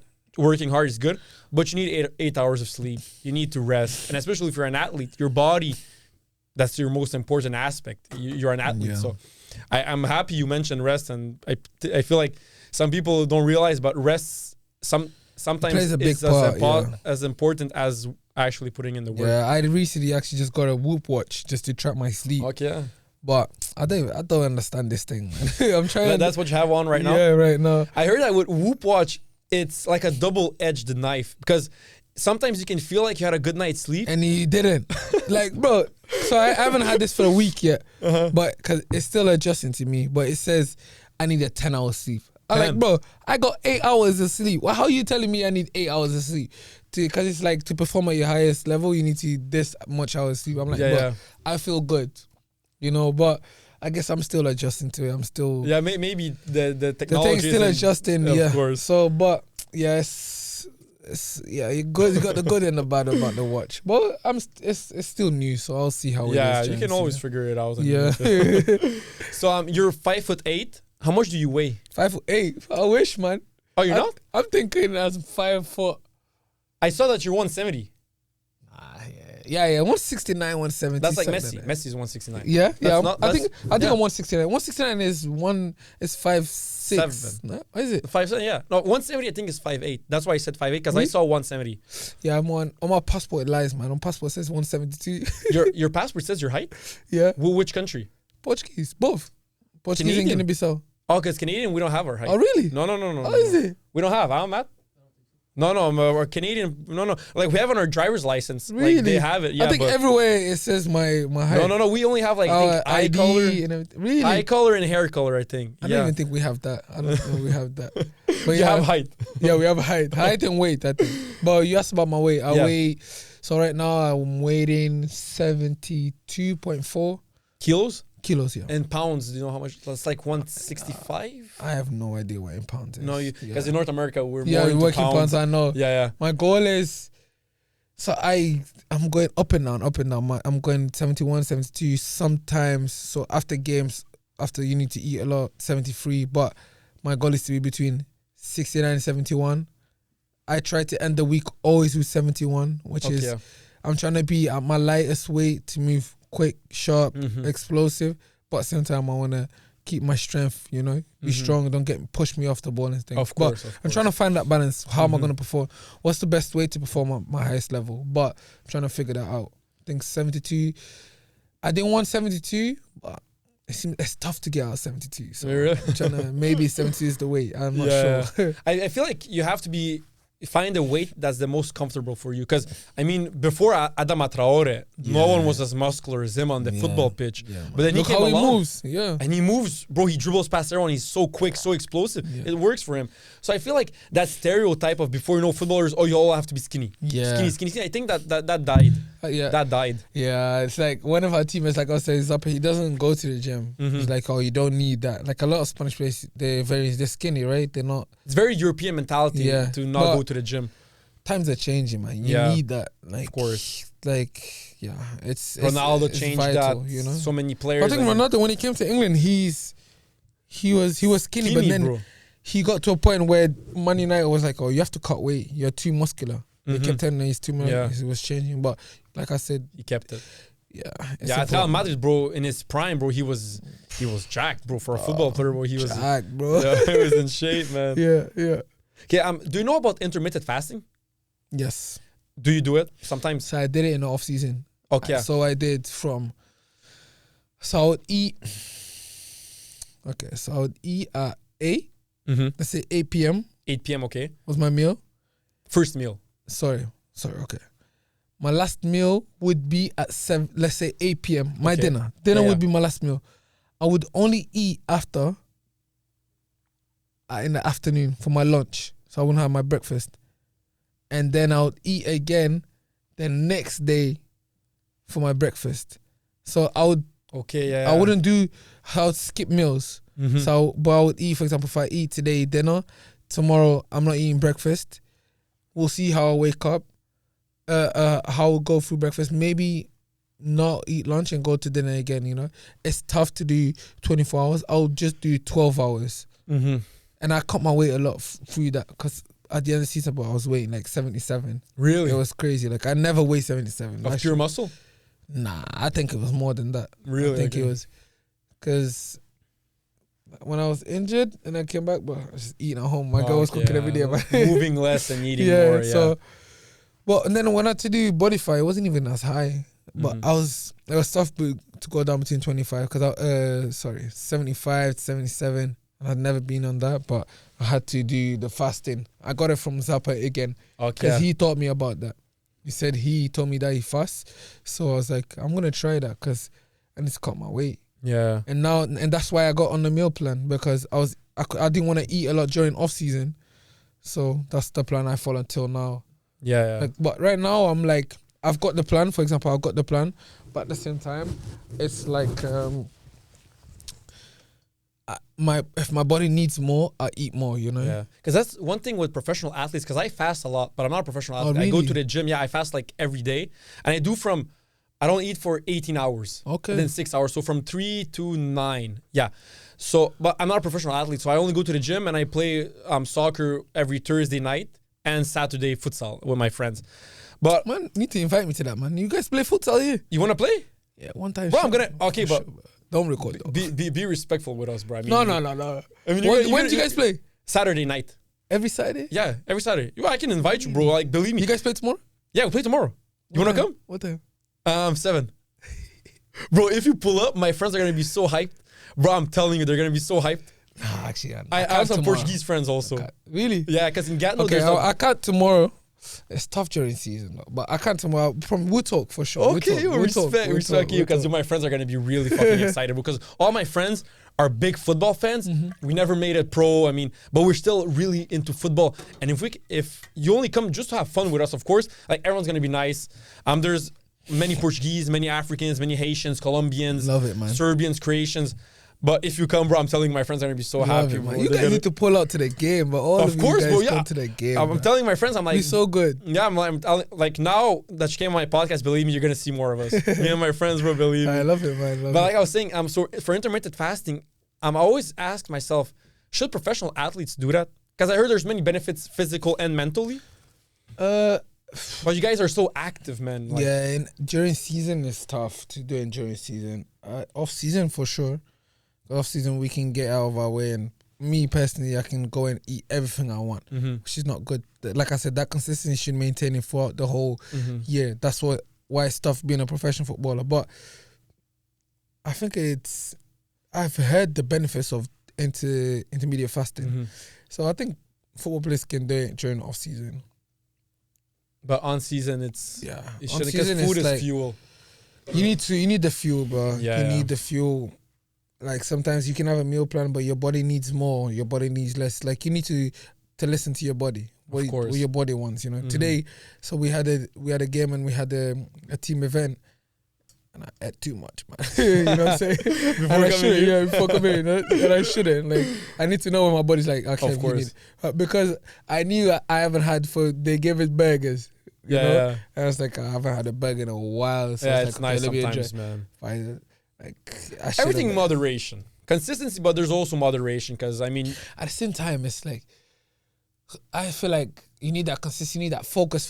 Sometimes you need to be like, you're too tense. You need to Mhm. relax. Like when I'm too tense, I turn off everything. I'm like, okay, I need this. For example, last month I wanted Jamaican food, and I put on my plan, I'm not gonna have a cheap meal. I was like, I kept saying I want it, and my body was asking for it. So I was like, bro, let me give myself this, and this felt better. Became more relaxed, you know. So sometimes you gotta listen to your body. exactly. And I always question myself, like, nutrition is very important, but then you see, like, I don't know if you watch boxing, Tyson Fury, but that guy is out of shape, bro. But he can box so well, and he drinks beers before his games and fights. But I feel like you have to listen to your body. I think I heard so many people say that, nutritionists or personal trainers or whatever. But do you know what your body fat percentage is? Yeah, right now it's 9. 9, oh, single digit. Yeah. That's good, man. Damn. I don't know. Body fat is the percentage is weird. Like people do it differently. I don't know what yours is, but for example, mine at York, when I used to play for York, it was 6%. 6. But it's different. They do it different. In here, the method they do it here, yeah. maybe it still is 6% by the method they used to do at York. You know, Mhm. maybe the method is different because Yeah. on my scale it says I'm 13%. Oh, that's impossible. You know, That's impossible, bro. But- You 13. but in a way. 13 is good. Yeah. To the scale, it's good. That's the athlete body. Yeah, It yeah. says, you know. So I don't know what it I don't know. what exactly is, but yeah. Yeah. So now for more lifestyle and philosophy, which we talked a lot about it. What's one quote? If you had to give me one quote that you live by. Ooh, can I check my phone? Of course, I wrote take it your down time. on my- No, don't I got it written down on my phone. Of course, take your time. There's no rush. What's one quote? One quote or like philosophy that you live by the most, or you can name me a couple if you can't decide one exactly. Well, man, let me tell you right here.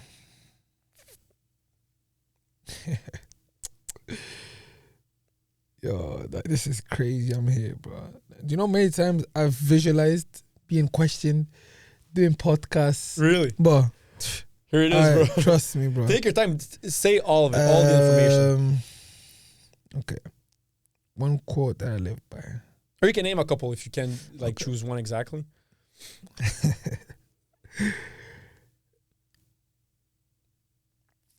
Okay, I have.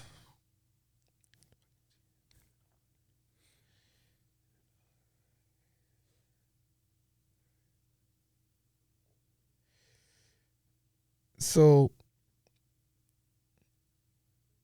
I have things don't happen to you, they happen for you.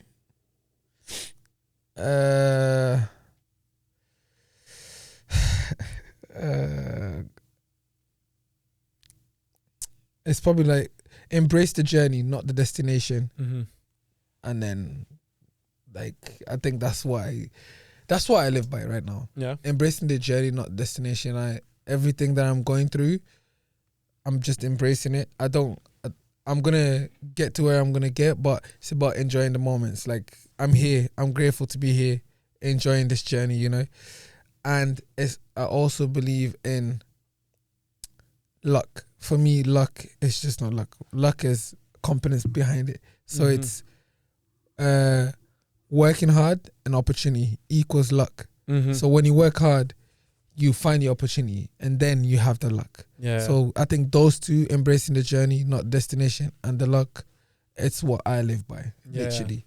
I think luck is, what was the quote? When opportunity meets competence, that's what luck is in a way. But I mean, the guy has been working the past 10 years like an animal, and we call it luck. Call it luck, do you know what I mean? Yeah, so, and it's, luck. I heard that from a coach when I was playing for Victoria. He told me that, like, you guys, you want to be lucky, then you need to work hard and then to be ready for the opportunity. Because when both of those meet, it equals the luck. So that people think or see. you need both of those if you want the luck. It just doesn't happen to you. Oh, I'm lucky. No. For example, something is the people who, how did they win like a 10 million when they go and play the game? Lottery or whatever. The lottery.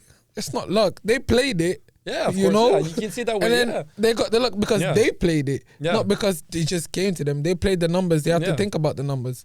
So, of course. And that's how lucky meets them. So, well, that's how There's one quote that recently I found out and I really like, and I want to share with you. Yeah. The stress of trying to be perfect is killing you more quickly than your imperfections. Yeah. I love that one, bro. Say that again.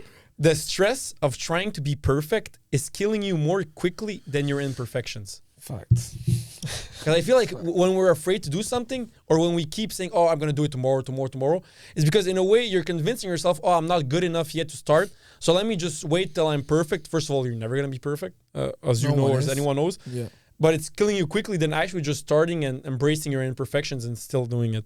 That's a fact, bro. That is a fact.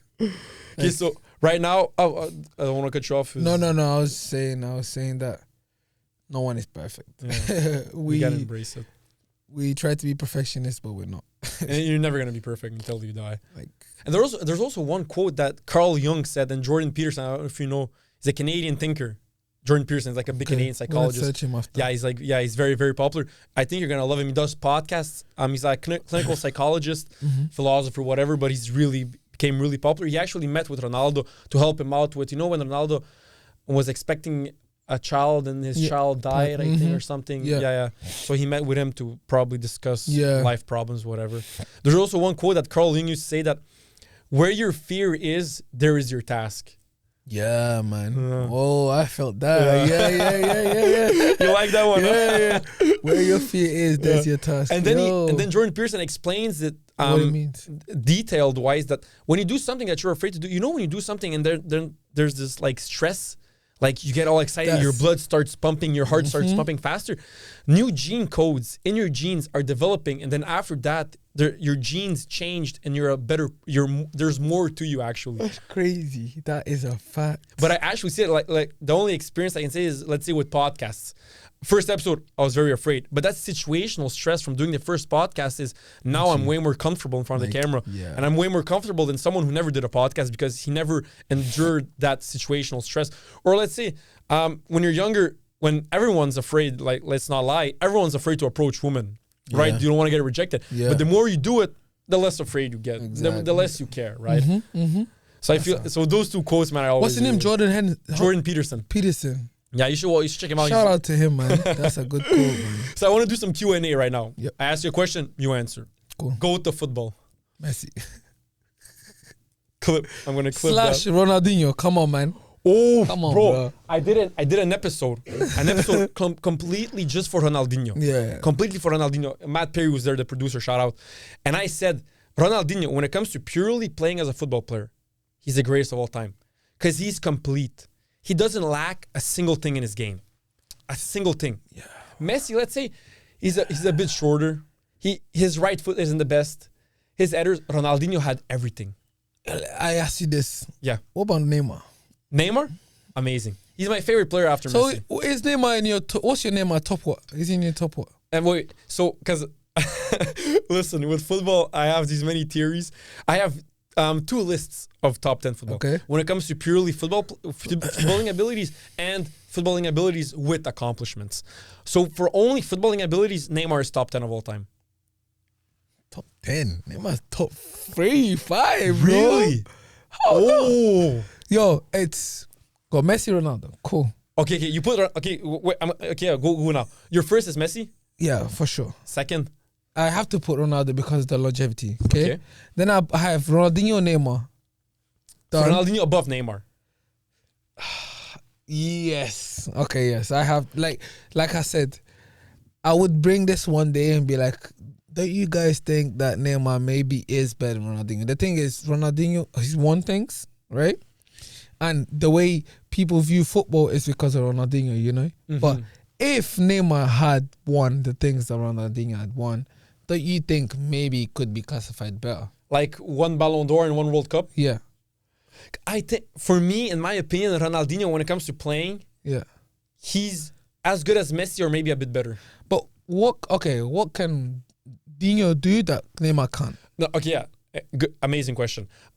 Both, I feel like Ronaldinho is a level above, like a little, like Neymar is amazing. Neymar is one of the greatest of all time. Like, don't get it twisted when it comes to playing as a player. Now, of course, he didn't accomplish as much as he could have. But Ronaldinho, when it comes to purely playing as a footballer, I think he's the greatest of all time, man. Yeah. I changed my mind again. Dino's better, man. Bro, guys, Dino, this is how I see it. Nah, but bro, yeah. Dino for me is perfect. So his dribbling, like Messi has dribbling, but can he skill like Ronaldinho? He can't. Does he have the speed and explosivity that Ronaldinho had? He doesn't. Does he have the strength that Ronaldinho had? He didn't. Ronaldinho, in my opinion, he was the perfect height. 5'11". For football, that's perfect. Not too tall, not too short. For football, that's perfect in my opinion. Strong, explosive, shots, everything, bro. Vision. Now his longevity, oh my days, nothing. But bro. Ronaldinho, bro. Nah, like for me, he's the most complete player of all time. And when it comes to just footballing abilities, but you know that people say time. Ronaldo phenomenal was better than him. I don't see it, but I understand why many people say that. But for me, Ronaldinho, those are my top 5: Messi, Ronaldo, Dino, Neymar, and Ronaldo. Makes sense. They're very, very close to my top 5. Yeah. Oh, wait, you don't have Maradona? I didn't watch him. Ah, okay, that's why. So yeah. I know people say, but I don't know much about him. Yeah. Like, I know how great he was by fitness in there, but they say like Messi was close to Maradona was close to Messi, but yeah. I can't say. I can't put him there, you know. And the thing, I also never saw him play, but from everything that people say and from the World Cup he had in 1986, where he single-handedly won the World Cup. I mean, but if I go with the same logic as you, as only players that I saw play, I think I have the same top 5 as you. Yeah, I mean, That's bro. I mean, what the 5 players you just named? I mean, that's just fucking. I mean, what more do you want, bro? I'm sorry, man. Yeah, caught you on your question. Yeah, man. okay. So I'm GOAT. You said Messi. Yeah. Your favorite football player of all time? Dino. Dino. Yeah. Favorite current player in Europe? Current right now? Yeah. Rodrigo. Oh, yeah. That's true. Okay, so now let's do top 10 football players of all time. Top 10 football Top 10, players yeah. of So you all did the time. top 5. Can you do the 6 to 10? Wow. Do you want me to just name the 6 now? Yeah, sure. Wow. Of all time. Yeah, all time. Oh. But I'm probably going to forget names. Of all time. So I got Messi there, Ronaldo there, Ronaldinho there, Neymar there, Ronaldo phenomenon there. Wow. Oh, man, I have to think, bro. Okay, I'm going to have to put...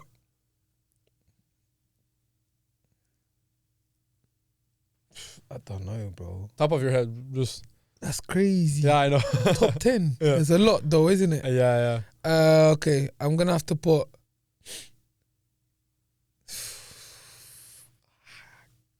Hard, huh? Yeah. Okay, I have to put Iniesta.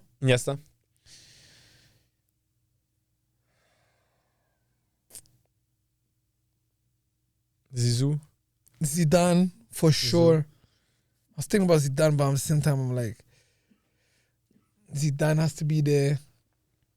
But then you have to put like Xavi, Busquets, you know what I'm saying? Yeah. But, okay, don't put Xavi there yet. Okay. I've got so many underrated players, bro. Oh, I have another question, so we'll get to that. Because I want to put Yaya Toure there. Oof, bro. So we're on the same page for Yaya Toure, bro. For sure. Thank you, man. No. Because, bro, I made a podcast and I was very explicit on it. I was like, guys, when I say this, because I fucking mean it, Yaya Toure is highly underrated. Yeah. And I named a couple of reasons. I think that because he's African and because he's black, that affects him. Like, that's the honesty. If he was white and Spanish, he will get way more, like, let's keep it honest. Like, let's not lie to you. But Yaya Toure, man. Bro. Is he the greatest African player of all time? Yeah, for sure. Oh, thank you, bro. Who is then? If not him. No, for me it's Yaya Toure, but who all my African what people friends, say? What do they say? Samuel Eto'o or Drogba. Or George Weah, also they said. George Weah, because he won on the... but bro, for me, I could see that, but talking about ability, playing-wise, yo. Yeah, Toure, bro. standards to it, bro. Bro, thank you, man. Oh my God. But and that, yeah, it's tough, man. It's tough. So your list, I haven't even said all the 10. I don't even know who's on top of my head. Like, on top of my head right now. Yeah, top of your head. I've even got Di Maria there because he's underrated for me. Oh yeah, he's highly underrated. But I can't put him there. But before Di Maria, I mean, I don't know. Show me a player. Of course, do you want all time or just that we watched? Tell me all your all time. My all time is, so when it comes to purely abilities, Messi's first. No. Purely abilities. Messi, Ronaldinho first, Maradona second. Third, because in my top 10 all time abilities, Ronaldo isn't there, Cristiano. Okay. Yeah, Really? that's the thing. Yeah, I'm really, like, Wow. ability-wise, he isn't there. I'm going to have Cruyff, Zidane. For me, Zidane was a little level above Iniesta. A little, maybe, because Iniesta was fucking good, man. Yeah. That's the thing, man. Fuck it. Zidane's there. Neymar is there. Ronaldo Fenomeno is there, of course. Pele, I never watched him, but I mean, the stories I hear, Pele's there. Cruyff, Neymar, Platini, I guess, because I never watched him, but everyone's saying. But of course, if I have to put players that I watched, I wouldn't put them because I didn't watch them. But it's hard, man. If I tell you the truth, yeah, I wouldn't even think of Platini, of Pele. Because you didn't watch them play? Yeah, it's just like, look, I'm a hardcore fan of football, but not to watch like that, you know? I just watch people that I like. I don't care about the stories about others, you know what I mean? So if you ask me a question like that, I'm going to think of players that I know now. How about your 10 favorite players of all time? Oh, mate. I'm going to have to put there Messi, Ronaldinho, Messi, Neymar. And then I have Hazard. Oof. I have Di Maria. I have... I mentioned Di Maria. I have... I love watching Rodrigo. Like, I literally love watching him. Yeah. Who else do I like? Iniesta, I think so. Iniesta for sure. Ozil. Oh, bro, yeah, he was a menace, bro. He was a problem. And Toure, he was man. a problem, man. Put them Yaya Toure. Oh, yeah, Toure, bro. Oh my god. I saw him play for Man City against Toronto FC 2015. There was Yaya Toure, David Silva, Edin Dzeko, all those players. I mostly watched Yaya Toure. I was like, bro. And David Silva is a magician. Don't get it wrong. I mean, he's a magician. But Yaya Toure, bro, you can put him anywhere in the middle of the field, I feel. Attacking midfielder, no problem. Central, defensive, right, bro. Underrated, bro. Highly underrated, man. Bro. Like, there's no... Him and Di Maria for me are the most... I say him, Neymar, and Di Maria the most underrated. Bro. And I never added Di Maria because I never really thought about him, but of course, he's highly underrated. The Champions League 2014, without Di Maria, Real Madrid, they're not winning it, chance. People, I hope they make a movie about Di Maria because this guy... they need to know Di Maria, but I give my flowers to him. People only give me flowers after. Di Maria, I give your flowers now, bro. Man. Like, you are, mate. Oh my, honestly. Bro. Okay, so my next question was most underrated footballers of all time. Yeah, Toure. Yeah, Toure? For sure. Bro. Toure. I'm the same. Wow, man, I can't believe we're actually on the same page. Most overrated footballers of all time. I was saying this to my friend yesterday. Yeah. I think Beckham's overrated. Yeah, of course. Yeah, of course. We and then he said to me, like... he's amazing. Like, because of his career, but I think he was overrated. Yeah. But Beckham, do you know how many players you want? 3. Yeah. Beckham.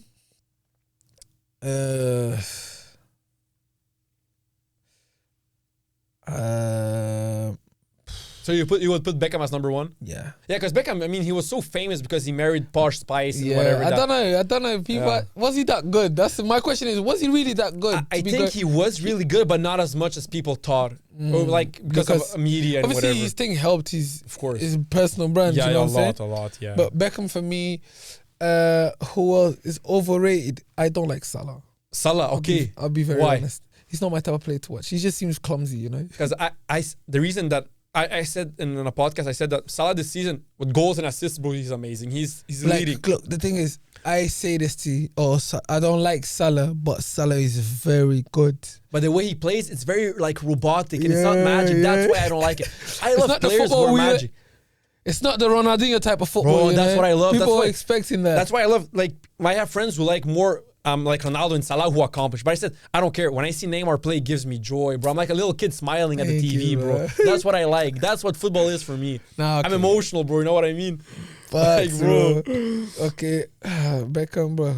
My mind's gone blank. I don't know why, but yeah, I said Beckham. Beckham, I'm sorry, Salah. Yeah, I put you there, Salah. and I think I'm also gonna put there another guy, which is.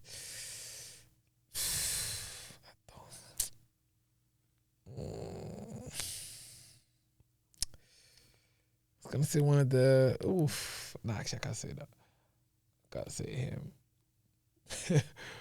Let me see real quick.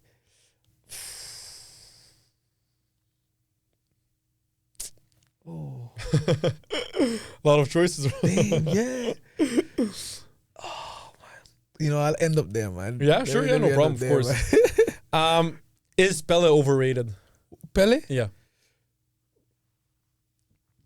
I'm on the same boat I as don't you. know what to say about Because Pele. I never watched him, but I hear people saying that he's not top 10 of all time. But I hear so many people saying that this new generation, they don't know what they're talking about. Yeah, So, you know, they say that he brought the Shingadu, you Yeah, know, yeah, all they of brought that. the Joga Bonito. So I don't want to like disrespect his Yeah, legacy yeah. and things. So I don't know much about Pele. You know how much respect they give to him. Of So course, it's I guess crazy. he was that good, you know. Yeah. He But- different eras, Yeah, you know. in the 60s but- mostly, yeah. I guess he was just that good. Yeah. There's one take that I did that I got a lot of backlash, but in my opinion, I shouldn't. I said that Prime Mane is better than Prime Salah. Shake my hand right here. Thank you. Shake my hand Bro, right here, and I bro. said Prime Mane in 2019. Thank you, Bro. Like I don't care 2000 whatever anyone says. Bro. Mane is better than Salah, bro. I Prime don't Mane care. 2019 when they won Champions League. Salah, yes, amazing, phenomenal. But Mane was the man of that team. I believe Mane that he left. was the man of that team. I believe that he left because his purpose is to help people in Africa and stuff like that. He has a good But, heart. Bro, As a player, bro. stop it, man. Bro. Left foot, right foot, winger, striker. Creative, everything, bro. Bro. Strong, fast. Oh my god, yo, Come Mane. on, man. You see, those are the type of bro. Like, I can't Come like on, that. man. Come on, man. You know, like I said, I got a lot of backlash, but I said it and I stand by it. what? Prime Mane is way better than Prime Salah. I don't care. I don't Backlash care. from what? I don't know. My bro. friend's gonna say this thing because he's a Liverpool fan. He's, Oh, gonna, okay. he's gonna come. He's gonna say something to me when he watches this. Okay, so this can be controversial. Biggest Ballon d'Or robbery, if there is one, in your opinion. No one's gonna talk to me about Messi's Ballon d'Ors. Forget about that. He deserved every Thank single you. one of them. And he deserves even more, but okay. With that saying, I think Ronaldo maybe should have won that one. Modric won. 2018, okay. I would say maybe he should have won that because they both won the same things, right? Mm-hmm. I guess. But with Croatia, he went far because, in my opinion, Modric deserves that Ballon d'Or. In the same way, if I'm going like that, I'm thinking maybe one of the Ballon d'Ors Messi won and he didn't go as far as a team, as a club like that. 2010, You know what I'm with saying? Iniesta winning the World Cup. So- Yeah, okay. It's like one of those. So that's maybe the only controversial I'll say about the Ballon d'Ors. Best stadium atmosphere in football. Benfica. Benfica, really? Yeah. Okay, That I've been to. Yeah.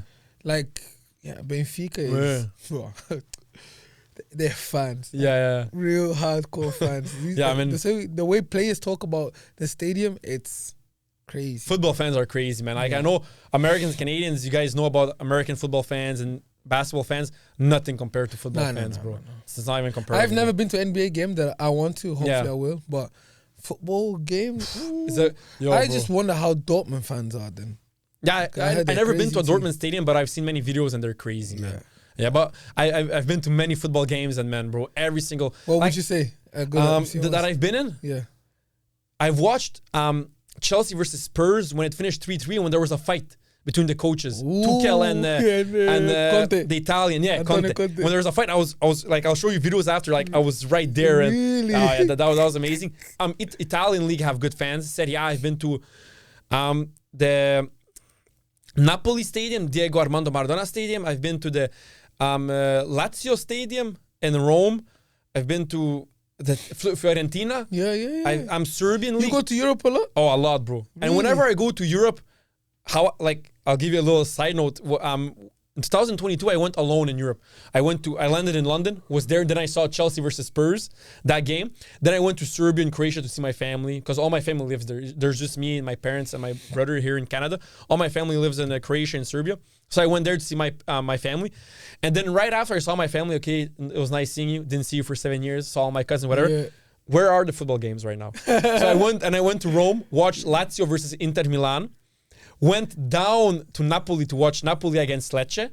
Went to Palermo. Wow. Did I watch a game in Palermo? No, there wasn't a game. How close are you, Italy? Like for you to go to Croatia and Serbia? Oh, there's just a little border. No, it's there's the Adriatic Sea. Okay. So it's a little sea, and Croatia is right next to Italy. Really? And Serbia is right next to Croatia, so it's like right next to each other. Yeah, It's very close. And then I was in Palermo in Sicily. And I saw that there was going to be a game, PSG versus Juventus, Champions League in Paris. Messi, Neymar were there. I was like, bro, there's no way I'm missing this. I took a flight from Palermo to Paris just to see the game. I went to Paris. I saw the game, bro. I saw Messi 5 times in my life. Really? Oh, yeah, bro. You every single time. And let me tell you, because you're a Messi fan also, first time I saw Messi was 2012 when he scored a hat-trick against Brazil. Yeah. Wow. I was 12 years old, bro. I was crying when I saw him. Where was the game? New Jersey. Where the final in 2026 World Cup is going to be in that stadium. Yeah, that yeah. was the stadium. I saw Messi again in the Centenario Copa America final against Chile 2016 when they lost, and Messi took his retirement. You went all the way there? Yeah, I was there for that game. Then I saw Messi 2016 Barca versus Sevilla. Okay. When Messi had blonde hair. Yeah. Yeah, I saw him there. So that was the third time. Bro. I saw Messi with PSG against Juventus in Champions League. And this summer, I saw Argentina versus Canada semi-final Copa America. And I was the only Canadian cheering for Argentina. I didn't care, bro. I was like, bro, people were asking me, like, they saw me speak English. They're like, where are you from? I'm like, Canada. And their Argentinians are like, and you're rooting here for Canada? I'm like, listen, if Messi plays against my family, I'm rooting for Messi. If Messi plays against me, secretly I'm rooting for Messi. You know what I mean? Like, that's how much I love Messi, bro. Facts, bro. Yeah, bro, but Messi, that's how much I... Okay. Off question. Yeah. How did you get so much money to go to travel all these places? Oh, bro, all my money, like that I made, because I'm a university student right now. And before that, I was in Cégep. I don't know, Quebec, we have Cégep. That's between high school and university. Okay. They only have that in Quebec. Ontario don't have it. America don't have it. Only Quebec we have it. We French speakers.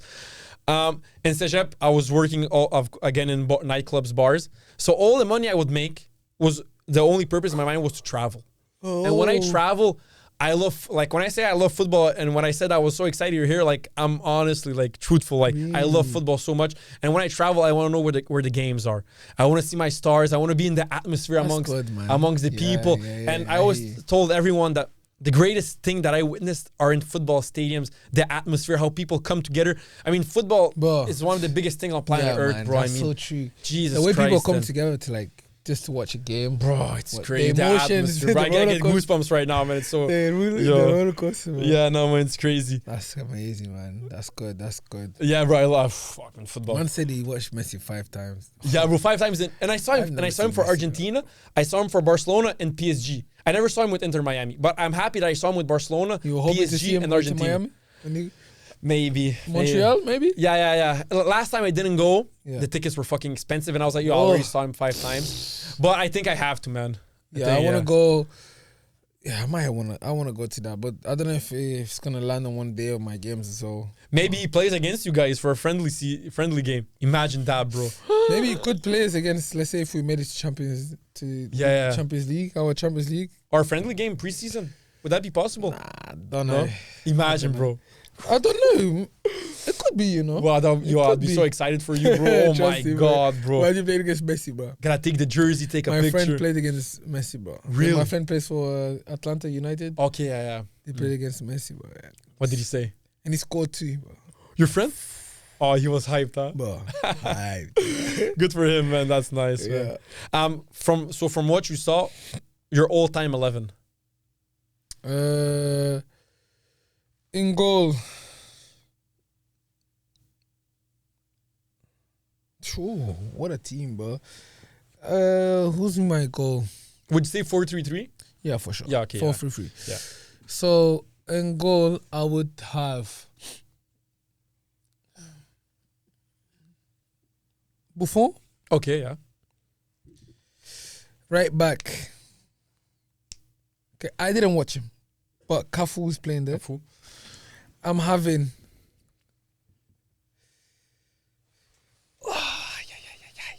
Maybe. I want to put Pep there. I rate him, Okay, yeah. I want to put Pep there, but. Okay, I'm not going to say my centre backs yet. But my left back is Roberto Carlos. Okay. Could put Roberto Carlos or Marcel, but I didn't really watch Roberto Carlos. Yeah. Maybe I put Marcel there. Marcelo is so technical, man. So yeah, beautiful. If I have to choose, right, between one of them two, okay, I'm going to put Roberto Carlos there. I'm going to put my centre backs, Sergio Ramos. Mm-hmm. I need the heart in there, Yeah. I need the Puyol in there. Yeah. I put Puyol, but Cannavaro was crazy too, Won a Ballon d'Or. Okay, I'm gonna have Cafu, Puyol, Sergio Ramos, and Roberto Carlos. Then as a 6, my Toure. Yeah, Toure has to be there. I like that. Yeah, Toure. Yes, Come on, sir. But I don't want him to be alone, so I think I'm gonna put in there with Iniesta. Mm-hmm. Beautiful. And then, yeah, my boy, I have to leave y'all. I can't lie. I'm gonna have Neymar on the left. Okay. Wing? Yeah. Neymar as a left winger. Yeah. Ronaldinho as a 10. Okay. Yeah. Messi on the right. Number 9. I have to put him, man. I have to put Ronaldo there, man. Cristiano? Yeah, you have to. Yeah, of course. You have to respect that guy. Of course, you have to. Yeah. I was gonna put Ronaldo number 9, but you have to respect. Yeah, that guy, you have to. So yeah, that's my team. So Yaya Toure, Iniesta, Ronaldinho, Neymar, Ronaldo, Messi. Instead of being Yaya Toure alone, I'll have Yaya Toure with Iniesta and Dino in front of them. Okay, yeah. Then my wingers and my strikers. Yeah. Otherwise, it's gonna have 1 6 and 2 8s. Yeah. Not really. The only difference I would put, maybe Cafu, I would put Dani Alves, because I saw more Dani Alves. Dani Alves was so good with the ball, man. But yeah, you asking me people who I saw? Yeah. If it's people who I saw, then I have to put Dani Alves and Marcel. Yeah, of course, bro. I put Dani Alves and Marcelo because I didn't see much of Roberto Carlos and Cafu. But so many Brazilians on that team, man. Yeah, you have to, bro. The kings of football. To put my Yaya Toure. Yaya Toure is there, bro. I have to. Like I said, for me, the greatest number 6 of all time is either Yaya Toure or Busquets. Busquets is amazing. Different style of play, but I think maybe Yaya Toure is a bit better, man. I always had that take, bro. And I love Yaya Toure. I played with a guy, bro, who played like him. Oof, gotta be sexy, huh? His name is, we used to call him Yaya Toure as well. He's from South Africa. It's called Yaya Sitol. Beautiful, huh? Yo, wow, man. The strength, the control, the speed of play. The IQ. Bro, the vision. Oh, my days, bro. That's beautiful. Man. That's my 11, bro. Who is winning the Champions League this year? Barca, man. Barca? Come on, man. I think it's either Barca or Liverpool. Liverpool are a problem this year, man. I hope PSG goes and beats them now. Yeah, you think so? Yeah, bro. Dembele and Maradona. Poof, bro. They got battered. Like, I hope they're good. Dembele goes there. The whole team. I love Barcola also. Barcola is really good also, man. Yeah. Yeah, I would love Barca to get back to see how people disrespect Barca. Saying, oh, Barca's not that elite club anymore. But let Barca get to Barca. Bro, you saw Barca again, how Barca played the 2 El Clasicos? Bro, they destroyed Real Madrid, man. Bro, if Szczesny wouldn't have gotten a red card, 10-1, like 7-1, like what are we talking about right now? Exactly, bro. Who is winning the 2026 World Cup?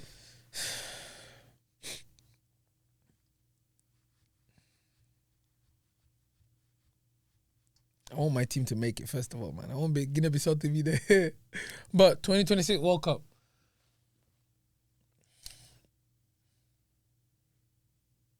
Probably Argentina again, man. Yeah, I think so. Yeah. I think Argentina and Spain have a lot of potential. Spain, man. Potential, there's a lot. You could say France has potential again, but I just see Argentina being that stable team again. Imagine, man. That would be so beautiful to see, man. 2 World Cups for Messi. Bro, imagine. I cried when he won. Wow, bro. Oh, my God. I got a video. My fiance was doing my hair. I got up. I was like, no. I was screaming, bro. I was so pissed. When Mbappe, bro, when he scored his second goal, his volley. Crazy. Bro. I wanted to fucking kill someone, bro. I'm not going to lie. Score a hat-trick, no? When Mbappe, after that game, during that game, I was like, yo, whoever Mbappe thinks he is, bro. Mbappe is him. Is he though? Let me ask you something. Yeah. Is Mbappe better than Dembele? Now? As a player, It's yeah. no. Hey, Dembele is the only player of all time that can dribble with both feet. The thing about Dembele, Messi can't do that. Like Dembele just didn't have the work ethic that Mbappe had, or the mentality. Dembele's potential is 10 Because- times bigger than Mbappe's. Come Thing is, on. it is. Come but on. The truth is, it's not. Like, you know what I'm saying? Mbappe is better, of course. Potential and Dembele's- playing abilities. Bro, I would see Dembele at Barca. He would take the ball, dribble past 3 players like nothing happened. I was like, what the fuck? With his left foot, then with his right foot. yeah. But there's not a single player I know who's so Like ambidextrous. It doesn't even make Nobody, sense. I bro. never saw that in my life. that's No, his Maybe talent is... Pedro. Remember Pedro for Barcelona? Yeah. Not as Dembele. Nah, Dembouz is crazy. Dembouz, man. Oh my crazy. God, his potential, bro. Oh my God, his potential was so Something fucking crazy, yeah. man. Yeah. So you have Argentina. Yeah. Who is winning the next Ballon d'Or?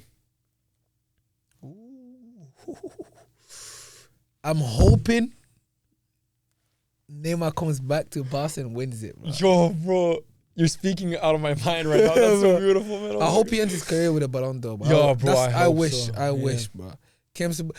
If Brazil won the World Cup Yeah. with him, it wouldn't be bad. Bro. Yeah. Like, but I really want Neymar to win. Like, Of I don't. course. Who else do you see win the Ballon d'Or?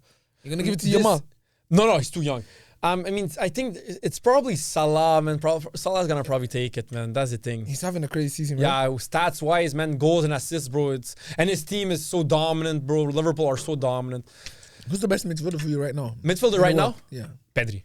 Thank Pedri, you. You're bro. my guy, man. Pedri, bro. Come Pedri, on, bro. bro. Pedri. Yo, phenomenal, bro. Did Rodri deserve his Ballon d'Or for you? Rodri? No, Vini should have got it then. Really? Yeah. Vini. I mean, how I see it is... But can I ask you? Yeah. Sorry. Like, Yeah, take it. Yeah. I say, why didn't Lautaro win it? Martinez? Yeah, why? There's talks of him also. I didn't watch him so much, but his stats were amazing, and he won the Copa What America. are we based on? Are we Yeah. based on stats? Or what are we based on? Because everything, it changes all the time, right? Mhm. But I was like, Vinny deserved it. Yeah, Mhm. for me. Yeah, in my opinion, Vini deserved it. Lautaro won everything, too. Yeah, that's the thing. Yeah, Lautaro's in the discussion Why is he also. not in the talks? How I see it is, for people to say that, oh, it's Vinny by miles, I wouldn't say it's Vinny by miles. I think Vinny should have won it, yes. Even though his personality, I hate him. I think, sometimes his personality is not the most sportsman-like Yeah, player. But, I mean, Vinny, man. he deserved a Ballon d'Or. If we're keeping it honest, he Yeah, he's deserved a gonna Ballon d'Or. he's gonna get Ballon d'Or. You for think sure. so? Yeah, he's Yeah. gonna get Ballon d'Or. I just want my Neymar to get before him. Oh, you know? bro, I said the same thing. My brother, because he's a bit different than me when it comes to Neymar.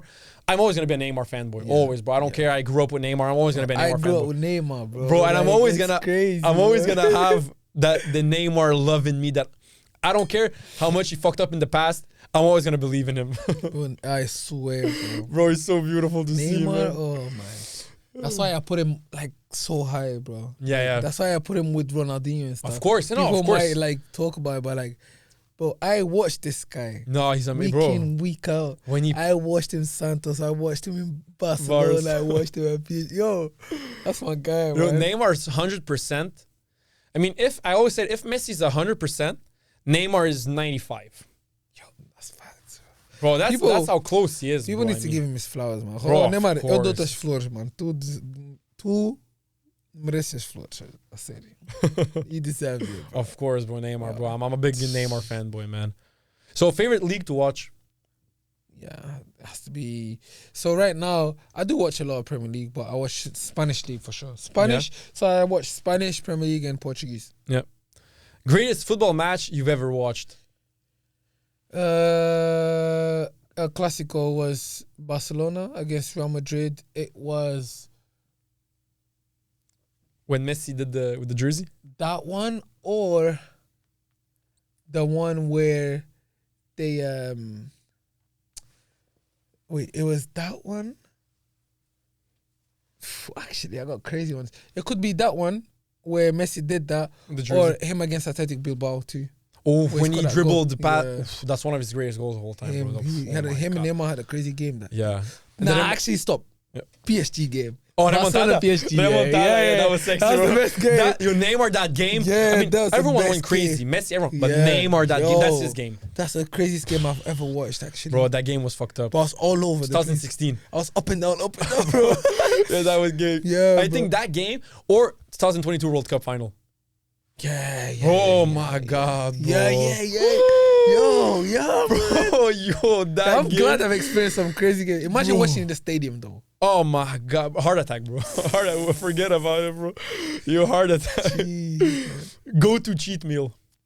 Got to cheat me on my mom's food, man. Yeah. My mom's food. It's called. She's got a couple, but it's called chip gin, which is like a traditional Senegalese food. Okay. That's my favorite food. Or I like a jollof rice too. Jollof rice, yeah. Yeah. So that's my go-to cheat meal. Cheat meal. Yeah. Any game day rituals? Yeah. I game day, wake up, do my prayers first of all. I visualize what I want to, how I want the game to go. Sorry. Yeah.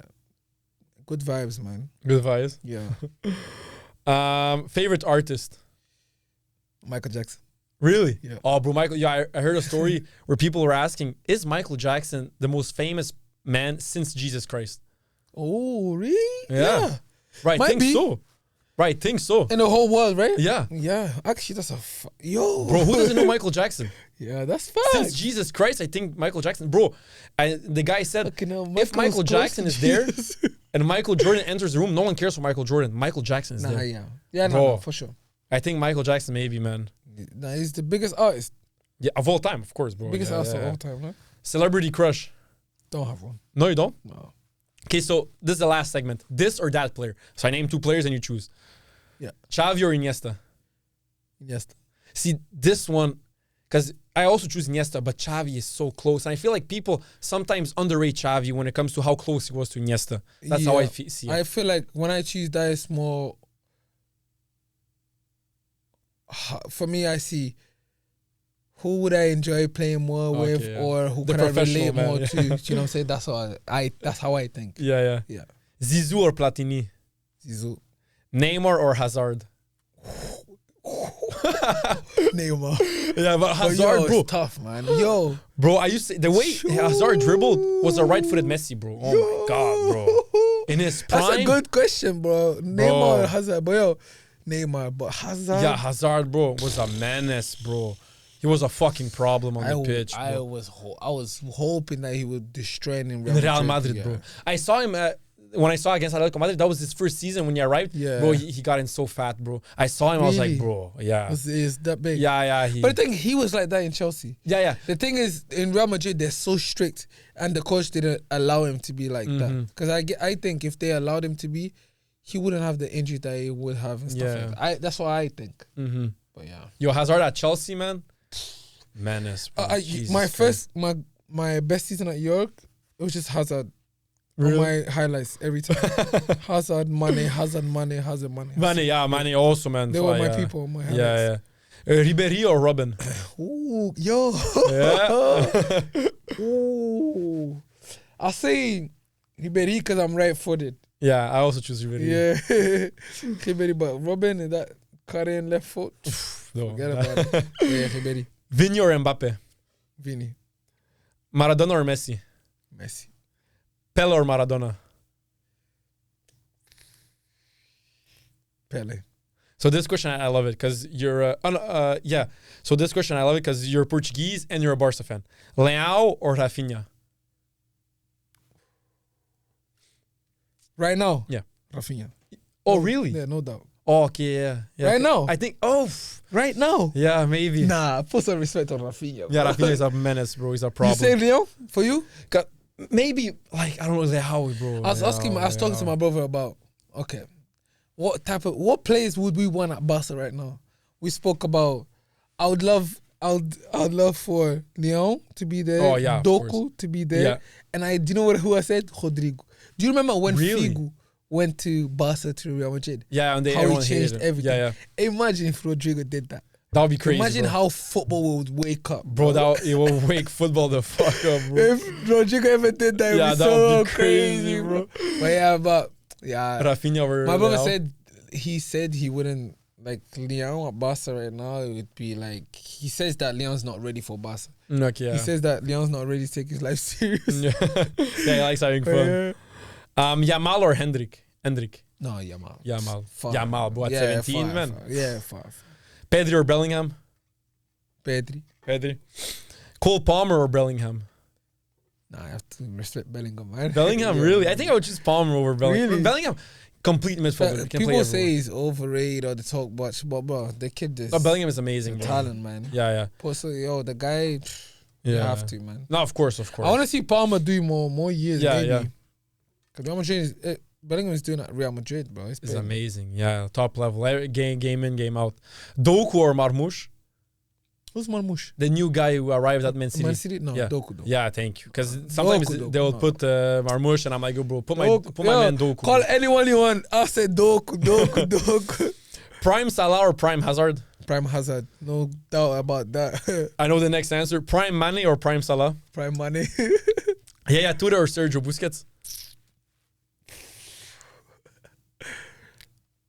Oh, man. Oh, bro. Hard one, huh? Jeez. I would prefer to play with Yaya Toure. For me, this one is. I really, don't have like an answer between it, but For me, because they're so there's like different players, but their Busquets level is so similar. But I think Tura, I think he's. I think Busquets might really be the best defensive player of all time because of the reality. But Yaya Toure is probably like one step behind him. Oh yeah, because of how his career you went. can see it both ways You with know? them, and they're so good. Yeah. Okay, this one I think is pretty tight. De Bruyne or David Silva?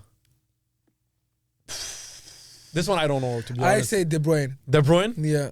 I couldn't say this one, man. Fuck, man. Kaká or De Bruyne? You know what? I didn't watch much of Kaká. People speak so highly of Kaká. That was my first favorite player. Really? Like when I was 7 years old when he won the Yeah. Ballon d'Or, that was like my first favorite. I'm going to player. have to say De Bruyne. De Bruyne? Yeah. Suarez or Benzema? Suarez. Thank you. Fenomeno or Ronaldinho? Dinho. Gerrard or Lampard? I got quite. My friend asked me this yesterday.